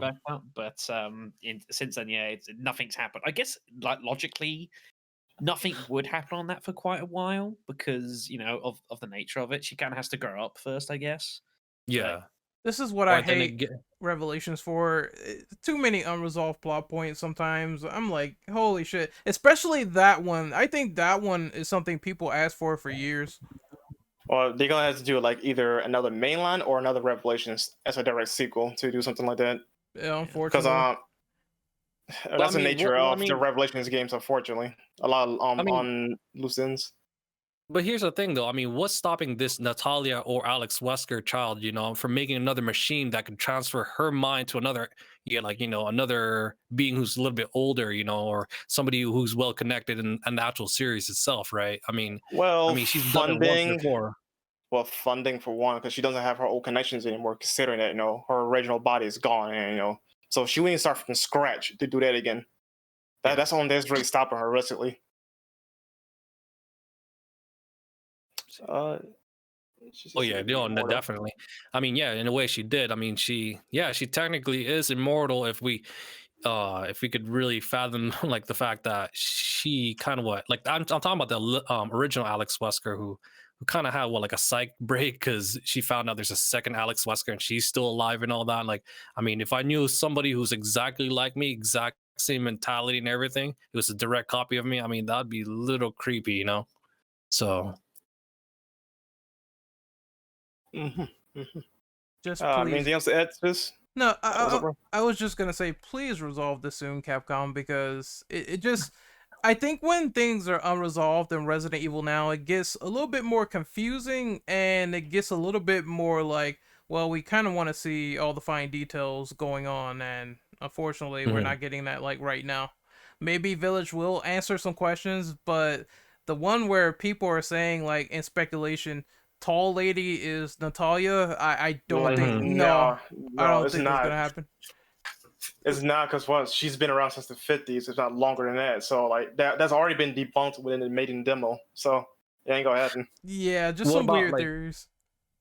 You know, Okay. Yeah, I've had that. Actually, I also mentioned that in my video, but like, yeah, it's like what you guys said. I mean, she's been around since the 1950s, but again, what if this whole time, I don't know, I'm just throwing it out there. I mean, what if Natalia's like, oh, hey, let me transfer my mind to this crazy looking tall lady? You know what I mean? Like, I mean, she's been around for so long, she doesn't seem like she aged at all. I mean, she has like the, Wolverine claws going on for her. I mean, she already has like, so she's definitely a BOW, right? I mean, what's stopping her from transferring her mind to to Alcina? But that's just a far-fetched theory out there. I mean, I'm not saying this. I mean, who knows? It could happen. I mean, at this rate, if we can have psychological weird shit, then yeah, anything Well, could yeah, happen. Yeah, now you're saying it, I agree. but going to like the second part of the question 9, as I said, like let's speculate on how these companies and the mold could factor into the actual obviously Resident Evil Village. I mean, what do you guys think? How we saw Alcina drinking Ethan's blood, because I would assume Ethan still does somehow have like the mold inside him, correct? Yeah, he's still And infected logically, unless he got that's the cured. thing with Jill, isn't it? Obviously, she had all these, with the T virus. Obviously, Antibodies. these things stay in your body. It's your, Mhm. and it does kind of anyways. It's kind of your Mhm. body obviously adjusts and manages to develop ways to stop it doing anything. It just becomes inert. I was Well, the gonna. difference is though for Ethan that assuming if he has not been cured by the BSAA, because apparently if you play the DLCs, there's a cure that they developed. Yes, But yeah. But assuming if he didn't get cured though, like would be a different case then compared to Sherry and Mhm. Jill, because Yeah. Sherry got a healing factor from her cure with the antibodies. Jill got nothing, as far as I'm concerned. So like, how would Ethan's like role would be any like different evolve as far as him still being infected with the mold? Did you? But yeah, I think it was from one of the trailers. I think the first one or something like that. Remember, like, it was a shot of one of the villagers shooting him, right, or something like Mm-hmm. that. I mean, I assume that was Ethan who or what we're using. So if you got shot directly in the in the chest like that, so we know that Ethan, if it is Ethan, he still has that healing factor. Remember, like, Oh, that so old guy, he actually missed a shot. oh, you missed a shot. Okay, Yeah, he so all missed. right, but I mean, even then, I mean, we know Alcina's been around since the 1950s and she hasn't aged a bit, but for some reason she really likes Ethan. And I'm sure he has something that like the mold inside him, correct? Maybe that would help her stay alive for how long, I Because mean, of and the healing properties with it though, so that would make sense logically. Yeah, I have a Mhm. feeling because her skin is all gray, so maybe Ethan's blood sustains their youth. It could be something Mhm. like that, just as simple as that, where like biting him or attacking him, even in the dialogue, is a bit like on the nose, saying that Mhm. they haven't eaten someone in a long time. So I assume it's gonna be like that, where they basically are biting him and they're getting some sort of regenerating powers in the process. We'll Well, find out in how 5 about weeks. this? What about this connection right here? Okay. So we know remember like one of the daughters, right? Especially in the maiden demo, how like she moves around like the bugs. It's very similar to like in a way to Margaret Baker, right? Remember like when Margaret Baker had all the swarms of like bugs going after you and all that? Mhm. It's very similar in a way. So hear me out on this. So if that event happened in 1950s and they were still able to retain their youth to now to Ethan, right?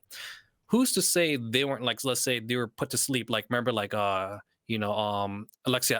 Ashford, remember they put her to sleep in like cryogenesis, right? Who's to say that these people Yeah, didn't do it too? And they were like, now they're up and about and like they're finally awake, and then lo and behold, Well, Ethan is there to help them. that's kind of debunked though, because in some of the files in the main demo, it shows that they've been capturing people and draining their blood to sustain their youth. So Oh, throughout the like all those years, then still. yeah. Okay. Yeah, man. I mean, it's a lot of theories, man. I mean, like, but it's interesting. I'm not gonna lie. I'm sure, for sure, the mold has something to do with them. I mean, why she's particularly really keen on Ethan.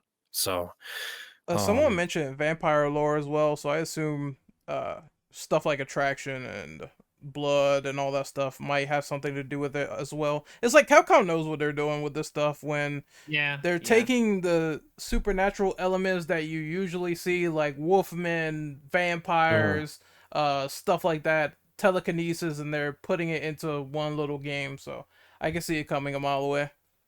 it's Mhm. like Van Helsing going on right now. Yeah, Like, that's true. Let's see.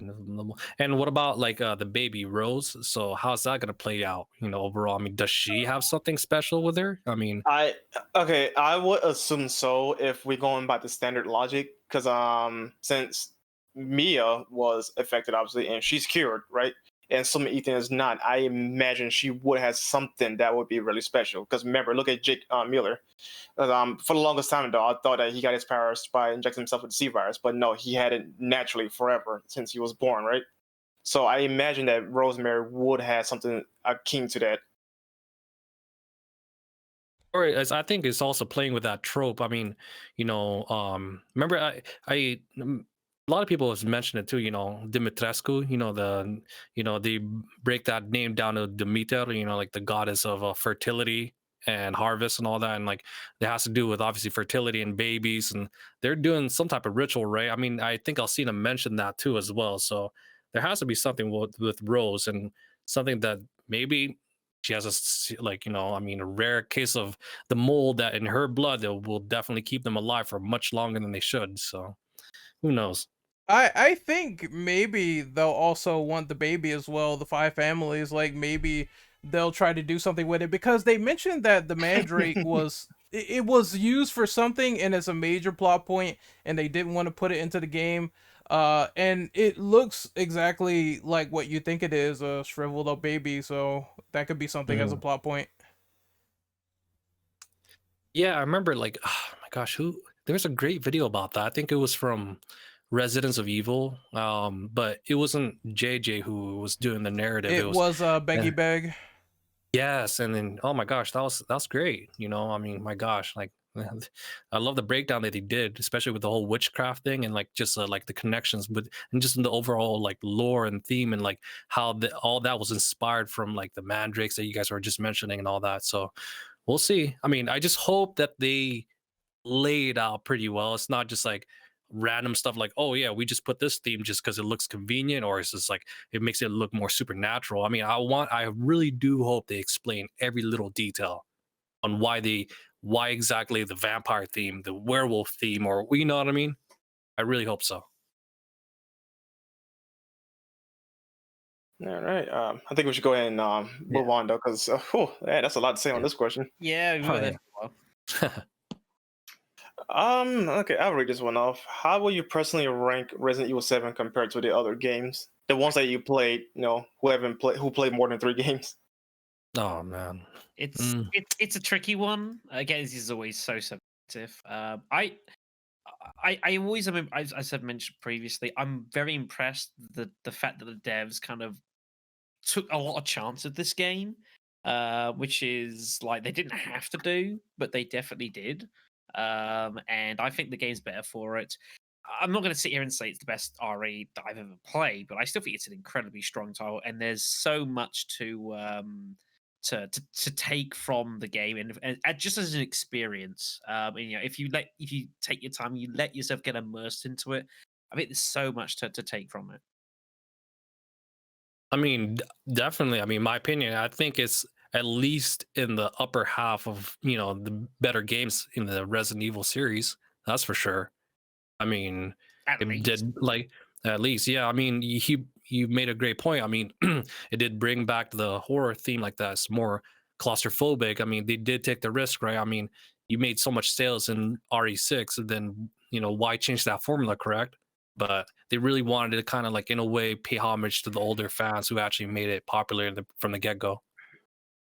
In a way, you could look at this as another Resident Evil 1. It started something new. I will use air quotes on that one. And the sequel is going to like vastly improve upon what was established. So, like, let's say Resident Evil 7 is like on a rank like a 7 out of 10, right? And the next one game could be like a 9 or 10, depending on your taste in the game. So we're talking But about like the first person, maybe yeah, with Village, yeah, that could be a possibility. My personal ranking, like if I had to put like in like a tier list though, it would be like around B-ish, like a B tier type game. It's not the greatest one I played though, but it's definitely a really solid title. Just pick up and play type game. I think it's a game that's made better by its DLCs. I think the DLCs are really strong and they add so much. There's so much going on with them. I think it increased the overall experience. I think the base game itself is still a really good experience. There's a lot to take from, but I think the DLCs add a lot to it. And I think to me, it makes it a better game. Yeah, this Yeah. game is like, I agree with Brandon, definitely B tier. Obviously, there are RE games I've played that are better. Like, I would say RE2, even the remake is definitely S tier without a question. Same for RE3. But this game is not as bad as I thought it was gonna be after playing it. I think it has some value to it. It's like Black Shadow said, I really enjoyed the DLC like a lot for what I played. And I can't wait to delve into the other ones. So if that I feel like the great thing here is replay value when going back to RE7, because RE3, that's another story entirely that we talked about on another podcast with replay value and content, and it's definitely over that one. So I think that's really important for RE game to keep replaying it and have a lot of content to go back to. Yep. Yeah. I think it's for me, it's a top 5 out of all of them, which is still pretty very good. I think it's a strong B tier. I think there's a couple of things that are lacking in there. I think stop it from being an amazing game, but I still think it's a very strong title, very strong. I mean, it definitely did start this whole like trend. I mean, it's great. I don't know what it is. Do you guys agree? Like, I mean, for example, Jack Baker, right? I mean, in a way, he is like the tyrant of the game, where he's just chasing Yeah, after he's you, right? the pursuer, and every game we had so far, we had a pursuer. So like, yeah, he definitely Exactly. is that. He started that trend at And least. I mean, it doesn't. I mean, especially early on in the game when he breaks through the wall. I mean, was it just me? But I mean, that gave me Mr. X vibes instantly from the way in the past. So Yeah. it's like that's great. Oh, I think everyone said that. Yeah, just the pursuer type enemy. I mean, I will agree with other people that also criticized and said, Nemesis in the original was definitely the one that gave you a run for your money. But Jack Baker wasn't so bad. I thought for what they did, for the most part, you aren't just running around the Baker estate doing nothing. There is stuff chasing you. With Jack though, like I will say this though, like him and Mr. X had something in common in Remake 2. Like once they're down though, they can't just get back up. But especially in Madhouse mode with Jack Baker, because for some reason though, he comes back roaming around the house after a certain point with his shirt on, which if you know about the plot, that should not be happening. Yeah. So like yeah, I would say like in a way I feel like Jack is like a more organic one though, because he does not stay down, period. Like even by a couple of seconds, though, he will get back up. He's downtime is shorter than Mr. X's, I believe. Yep. Well, I mean, at least they did take that risk, of like starting over like this franchise and the horror roots, and then planning that foundation of like a stalker like enemy. And obviously, we saw how that translated with RE2 remake with Mr. X, correct? So I mean, it's pretty good. I mean, it's a solid game. I mean, I'll agree. Like, I mean, it is out of the grand scheme of things, it's definitely a solid B tier game. I mean, it's not in the same tier with like RE2 or RE2 remake. That's for sure. In my opinion, though. I agree. This is definitely not. Yeah, it's some small things. I'm not sure if I explained the criticisms of this game, but it's some small things like not being able to skip cutscenes or. That's the next question though. Oh, so, it is. Well, yeah, I'll save it for that one. I'll save it for that one. Yeah, we'll dump all that on the next question. But I guess anyone else want to rank RE7 compared to other games in the franchise? Yeah. What about we haven't heard of Agatha or Versa? I mean. Are they I still had to sit out. I didn't play any of the DLC, so I had to kind of sit out on those questions. Oh, we're not talking about the DLC. We're talking about the other games. No, yeah, I meant that's why I've been quiet for so long. But yeah, same. I definitely go along with like you guys. I'd give it a B rank. Like I said, I haven't played all of the games. I've played a decent amount of them, but it's one of my favorite games in the franchise. Mm-hmm. I have to say, just because it was like the third actual game that I beat out of the Resident Evil series, and I enjoyed it a lot just because, it was something that was scary. It was something that was different for me at the time. I did enjoy the fact that it was first person. I felt, horrified by it. but Resident Evil 2 remake, like you guys said, like it's definitely not better than that. But I definitely it'd be in my top like 3. Mhm. That's not bad. That's actually a good Yeah, list. I mean, that's pretty good. I mean, it's not bad. It could be Only like top 3. it could be could have in been like better. your top 20 So- or something, all the way down there. It's alright. Well, I mean, think about what about this, guys? If it did not have the DLC to supplement the actual base game, what would it be? It's There. still I think That's it's hard. still- I Yeah, think it's my still opinion is still the same. The DLC I'm the same.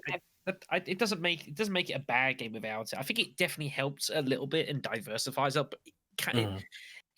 you can't look at it as what would the game be like without the DLC. You have to more look at it as what is the game with the DLC kind of available as an option.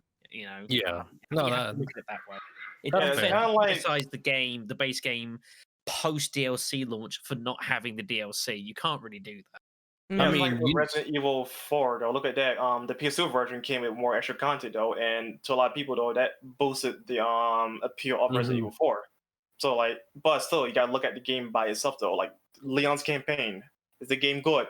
Yeah, that's a yes or no question. Yeah, No. it's like, to me, because I thought I was gonna give a rating on that, but then again I thought about it a little bit more. I'm like, is the game that good to warrant more extra content? And that's the question that you kind of You know, jump that's a into with great question. Yes, that's that.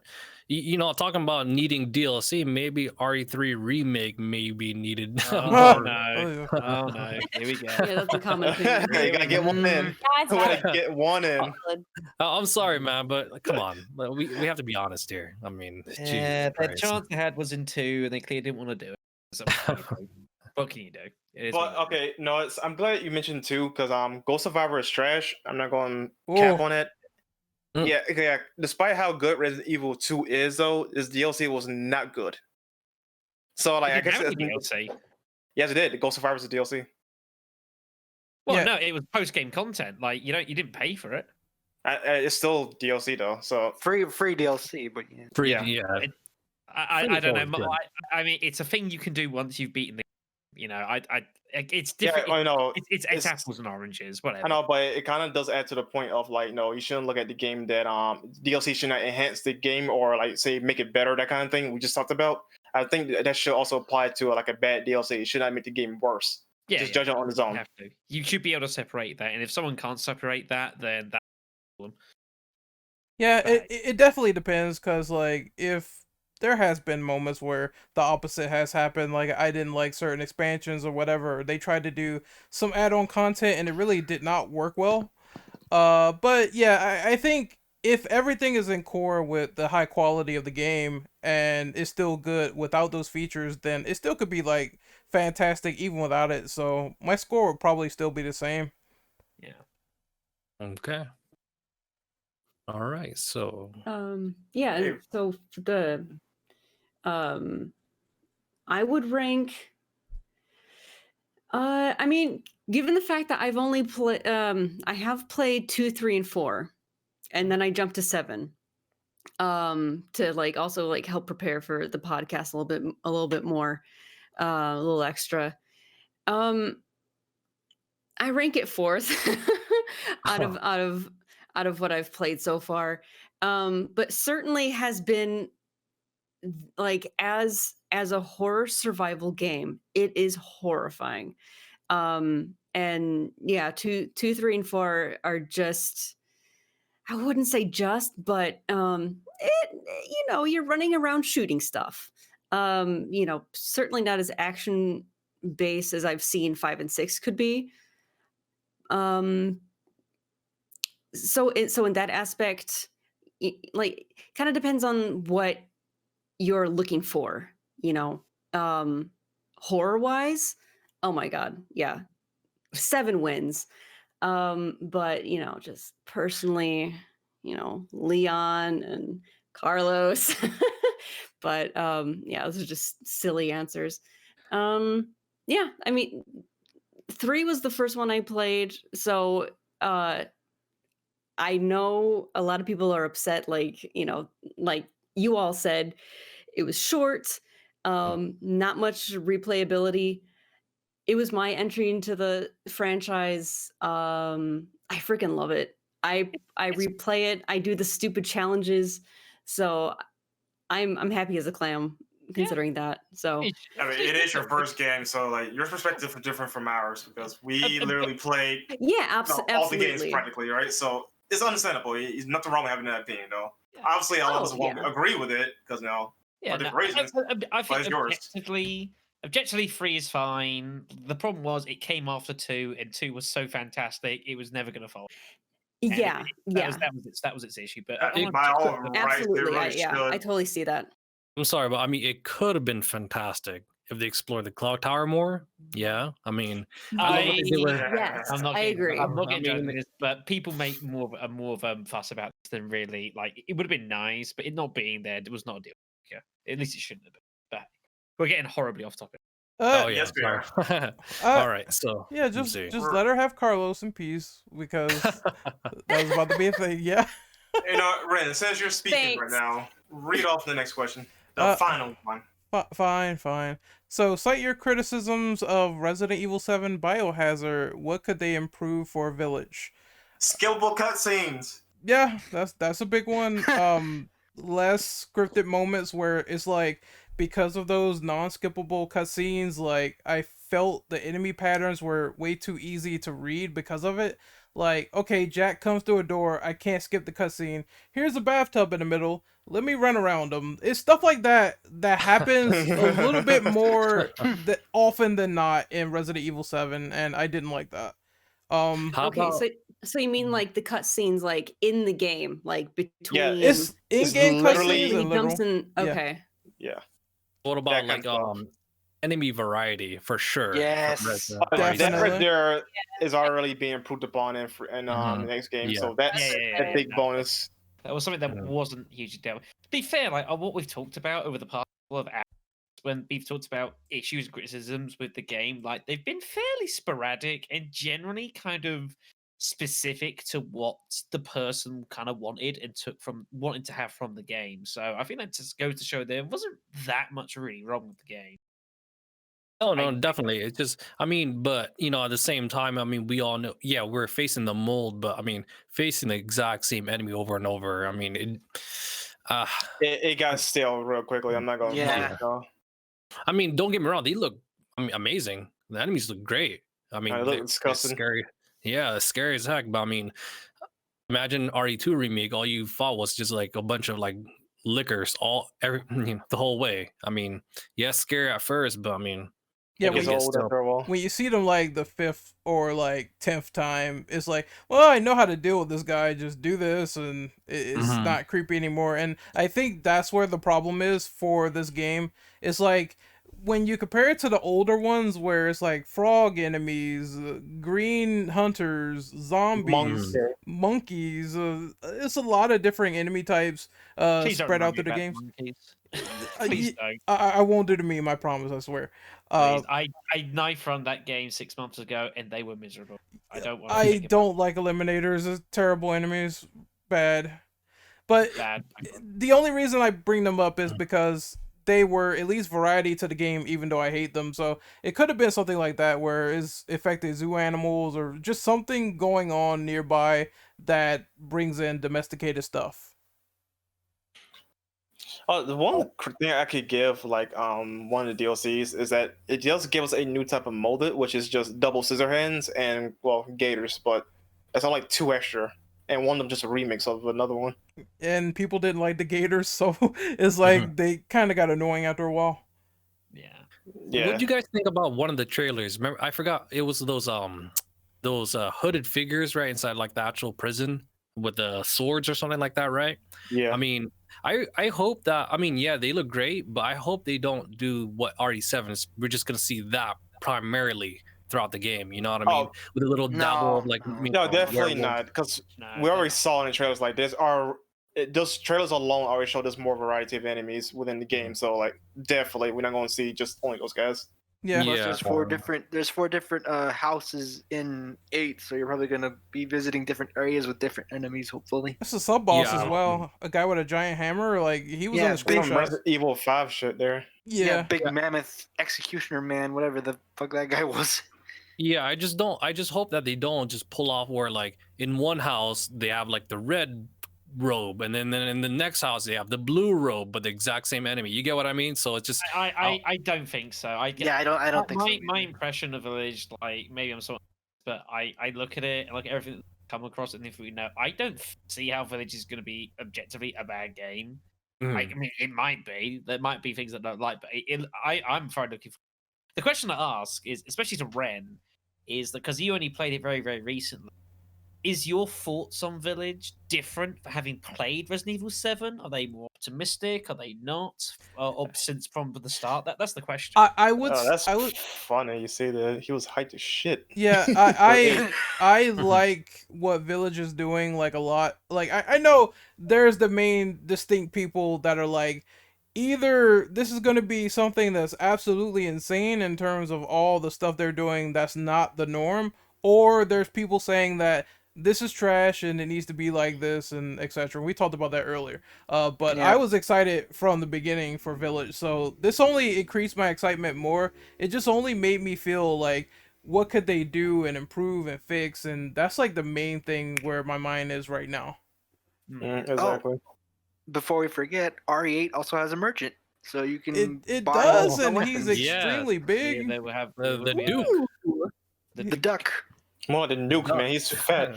That is weird. Like, why does he look? He's well built. He's He's thick. big boned. He's like, He's a thick boy, and I don't know how I feel about that. I'm mean- hoping for funny dialogue. That's gonna be hilarious. I mean, if they're playing around like the theme, you know, I mean, the village, I mean, most of the people are what, just regular size. I mean, if somebody who's a merchant, obviously you're making quite a bit of money. Obviously, you know, you have a surplus of not just weaponry, whatever, food, right? So maybe they're playing that kind of role, maybe in this game. I'm just Yeah. throwing it out there. I mean, could there has to be a reason why they designed him that particular way.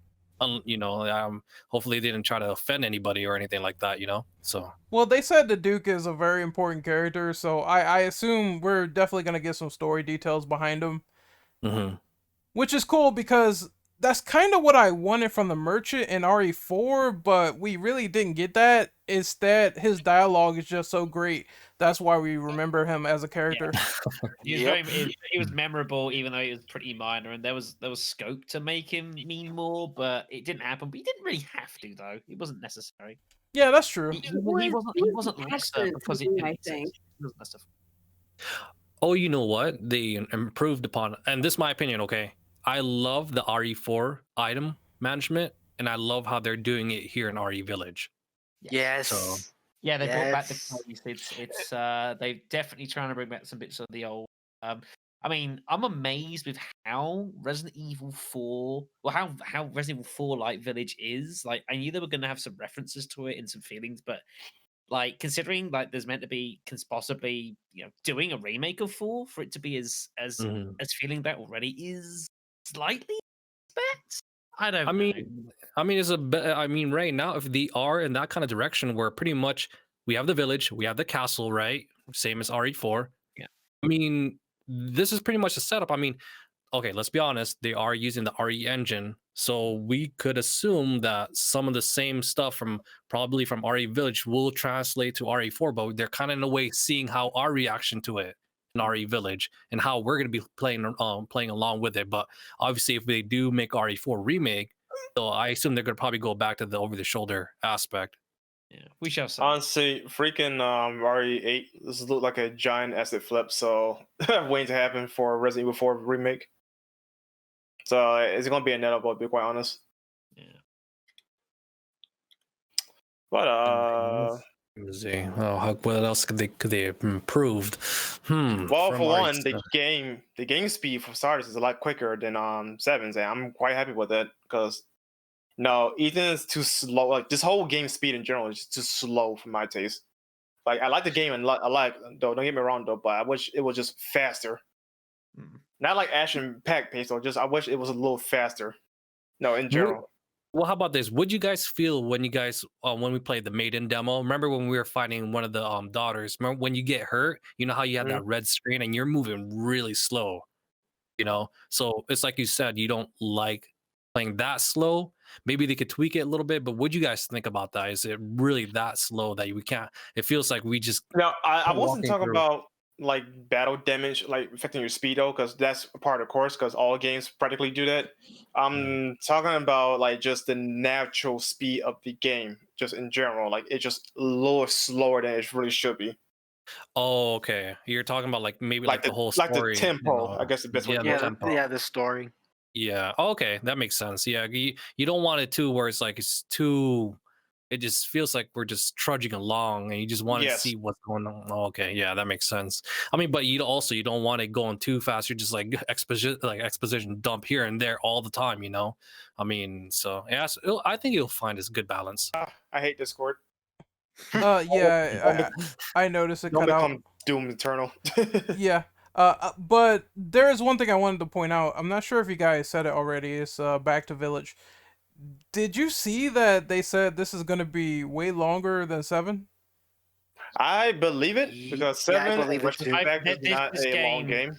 Yeah, the game had it just reeks of it has a really big scope and just like there's grand designs for Village, which is why it's a very important game I think for RE. If it doesn't go down well, that's a real issue, and there's going to be an introspection as to what the hell went wrong. Like I honestly feel it just feels like there's a lot riding on this game going well, and doing well. Otherwise, like where do you go from there? Yeah, plus not to mention so many things is going a little weird with it as well, considering like no, they announced it early, like it was going to be on next gen, which I wasn't going to have a problem with it. Then they have like a weird like conundrum with naming the game. Either it's going to be 8 or it's going to be Village, that kind of stuff. Like so many weird things surrounding this game though, but it's shaping up to be a really damn good game at the end of the day. You know what?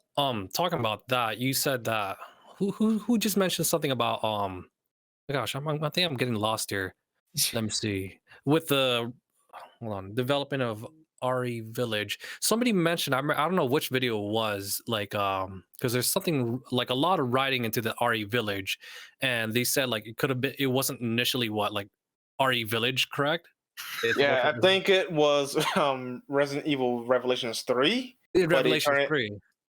Yeah, then they turned it into a mainline title, and then it became Resident Evil 8 or Village, whatever you want to call it. Yeah, I hope that they don't go that route where it's like, okay, I'm just gonna add a little bit more content, and finally it's kind of RE8 or RE Village. You know what I mean? Because we know that, I mean, yeah, the RE Revelations game, I mean, they're great, but you wouldn't consider it like, oh my gosh, like these are definitely part of the main titles that everybody just wants to play, you know. So I hope they do it justice, give it like a lot of more content, hint hint RE3 remake, So I mean. So I don't know. You guys got anything else to add? I mean, my gosh. No, not really, except for the fact that I do believe that if they want to go big, then maybe some post game content with another character would be nice to have for Village. We have to see. Joel Baker. Oh, I would love that actually. I would Damn, pop for Joel that. Baker. Joe Big. That I would be mean- the greatest thing ever, dude. I mean, he's gonna come in and punch who? No, he's Yeah, gonna slam dunk a werewolf. He can A slam you- dunk. Oh, you see the castle over there? It's going to disappear when he walks in. he can punch Lady D's titties off. I mean, that could happen. Yeah. I mean, I hope he kept that like that prosthetic arm, whatever that was from RE7. We'll see. The power gloves. The That power is, gloves, yeah. I mean- gratuitously- so gratuitously good.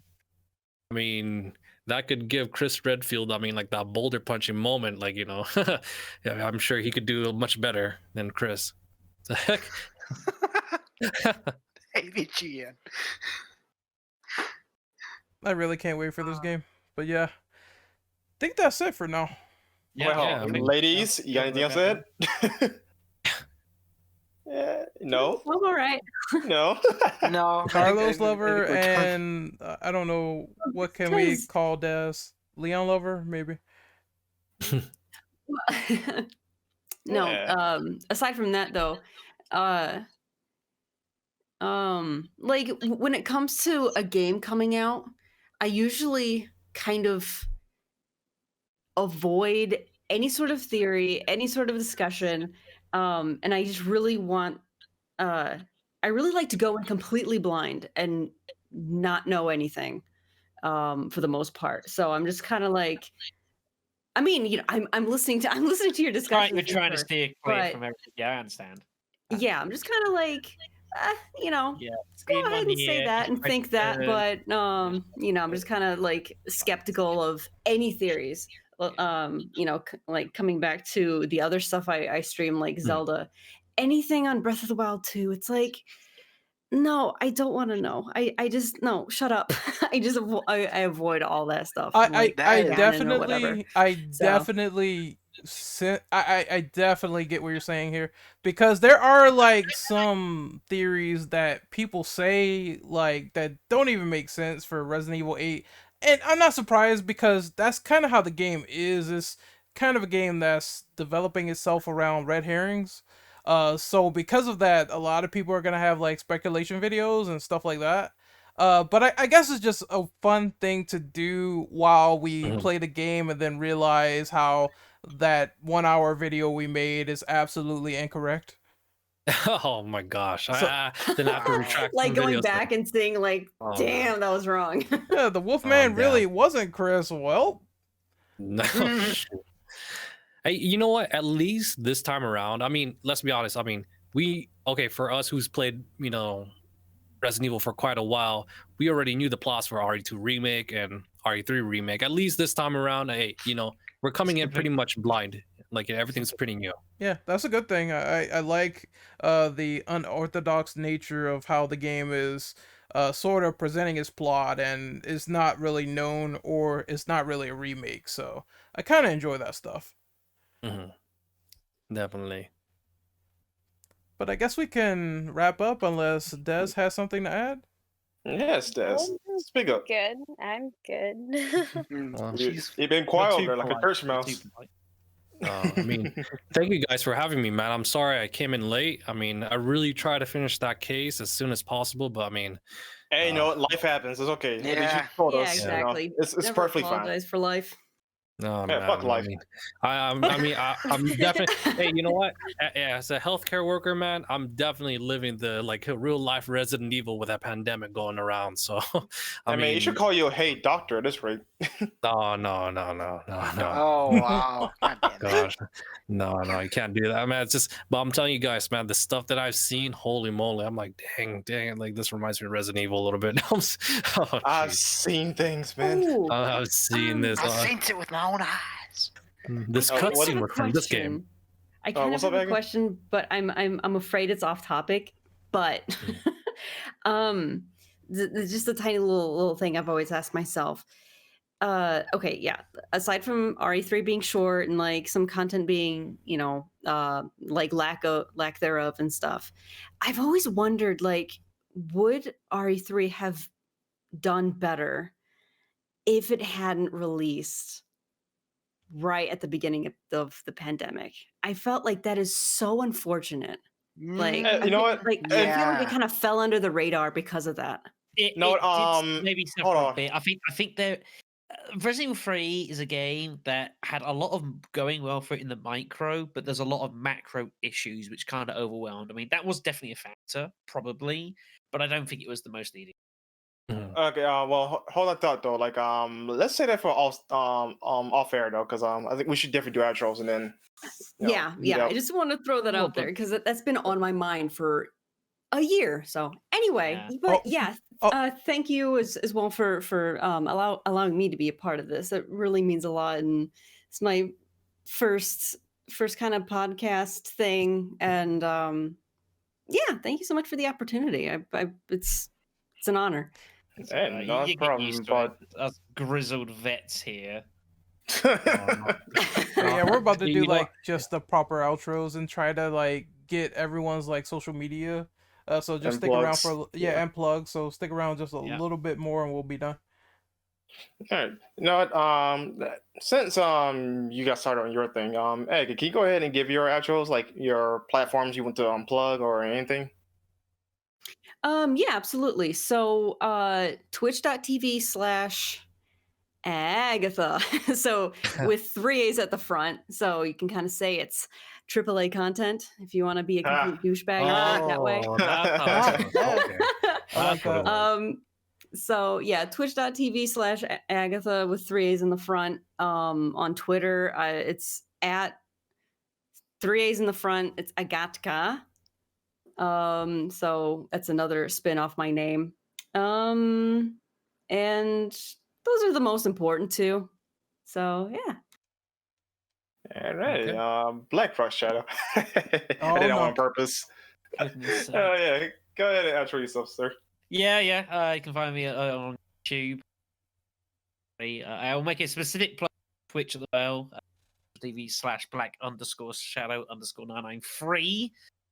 Sunday, I'm going to be beginning in the Upper Village a base handgun no upgrade run of RE4 Professional, which is going to absolutely kick my ass. I'm sorry. But I mean, I've knife run every other Resident Evil game up to this point, including 0, which was a bitch. So And I good luck with Resident Evil think 5. I can do this, but it's gonna suck. It should be good. Alrighty. Unsanitized Danny boy. Outro yourself. All right. Yeah, you can find me mostly on Twitter at DirtyDan_. Mostly retweet fighting games, and when the time comes, podcasting with these nerds. But yeah. Fuck damn degenerate. Merry Christmas to you too. Yeah. Okay. Hey Diva. Outro yourself.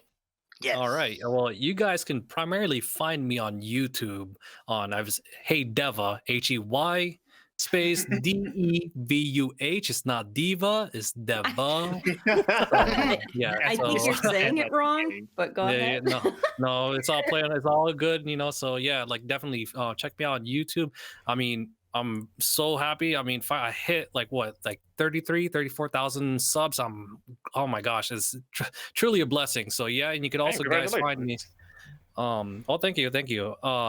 On Twitter and on Instagram. Well, in Twitter, I don't really have that much going on, but it's at just H Deva DEVUH and Hey Deva on Instagram. Anyways, thank you guys. All right. There's Versa Vulture. Outro yourself. All right, so you can find me at twitch.tv/VersaVulture24, and you can find me on Twitter at Desiree DESIRE_Veronica. She plays Alrighty, scary games and she likes to be frightened by them. So check her out. Thank you. All right, and last but not least, you can find me on. Shut up! Oh man. Outro me, sir. Go ahead, Renegade. I forgot about you, man. I'm sorry. All right, you can find me at RenOperative_ on Twitter. You can find me at Renegade Operative on YouTube, and you can find me on Twitch at Renegade_Operative. I want to do a run of Ethan Must Die, but I'm sort of procrastinating, so look forward to that. You'll be fine. I don't think I will, but No, I'm gonna. you won't. Yeah, just like that. So I'm gonna try to do that, and then I have a review coming up of the entire Suicide Squad trailer and what I thought about it. So look forward to that. All right, that's what I need. So you can find me on Twitter at Immortal Brandle, and you can find me on Twitch at Sir Brandle. I stream every now and then. Don't look for it. Trust me, don't. And thank you, all of you, for listening in or watching, wherever you prefer. It's been a blast. It was great. Divergent. Renegade being salty. Why am I being called BBC Operative? What? You know what? Well, Not even gonna delve into that. Yeah, or Dom likes not tonight. Not tonight. Dom's obsessive with guys like that, so it's okay. But yes, thank you. Enjoy your day, night, evening, wherever it is in the world for you, and have a blessed whatever it is in the world for you. Stay safe and get your jabs, kids. Stay the fuck away from COVID. Oh, And wear a goddamn mask. Jesus Christ, Yes. people, you stupid. The mole has BBC.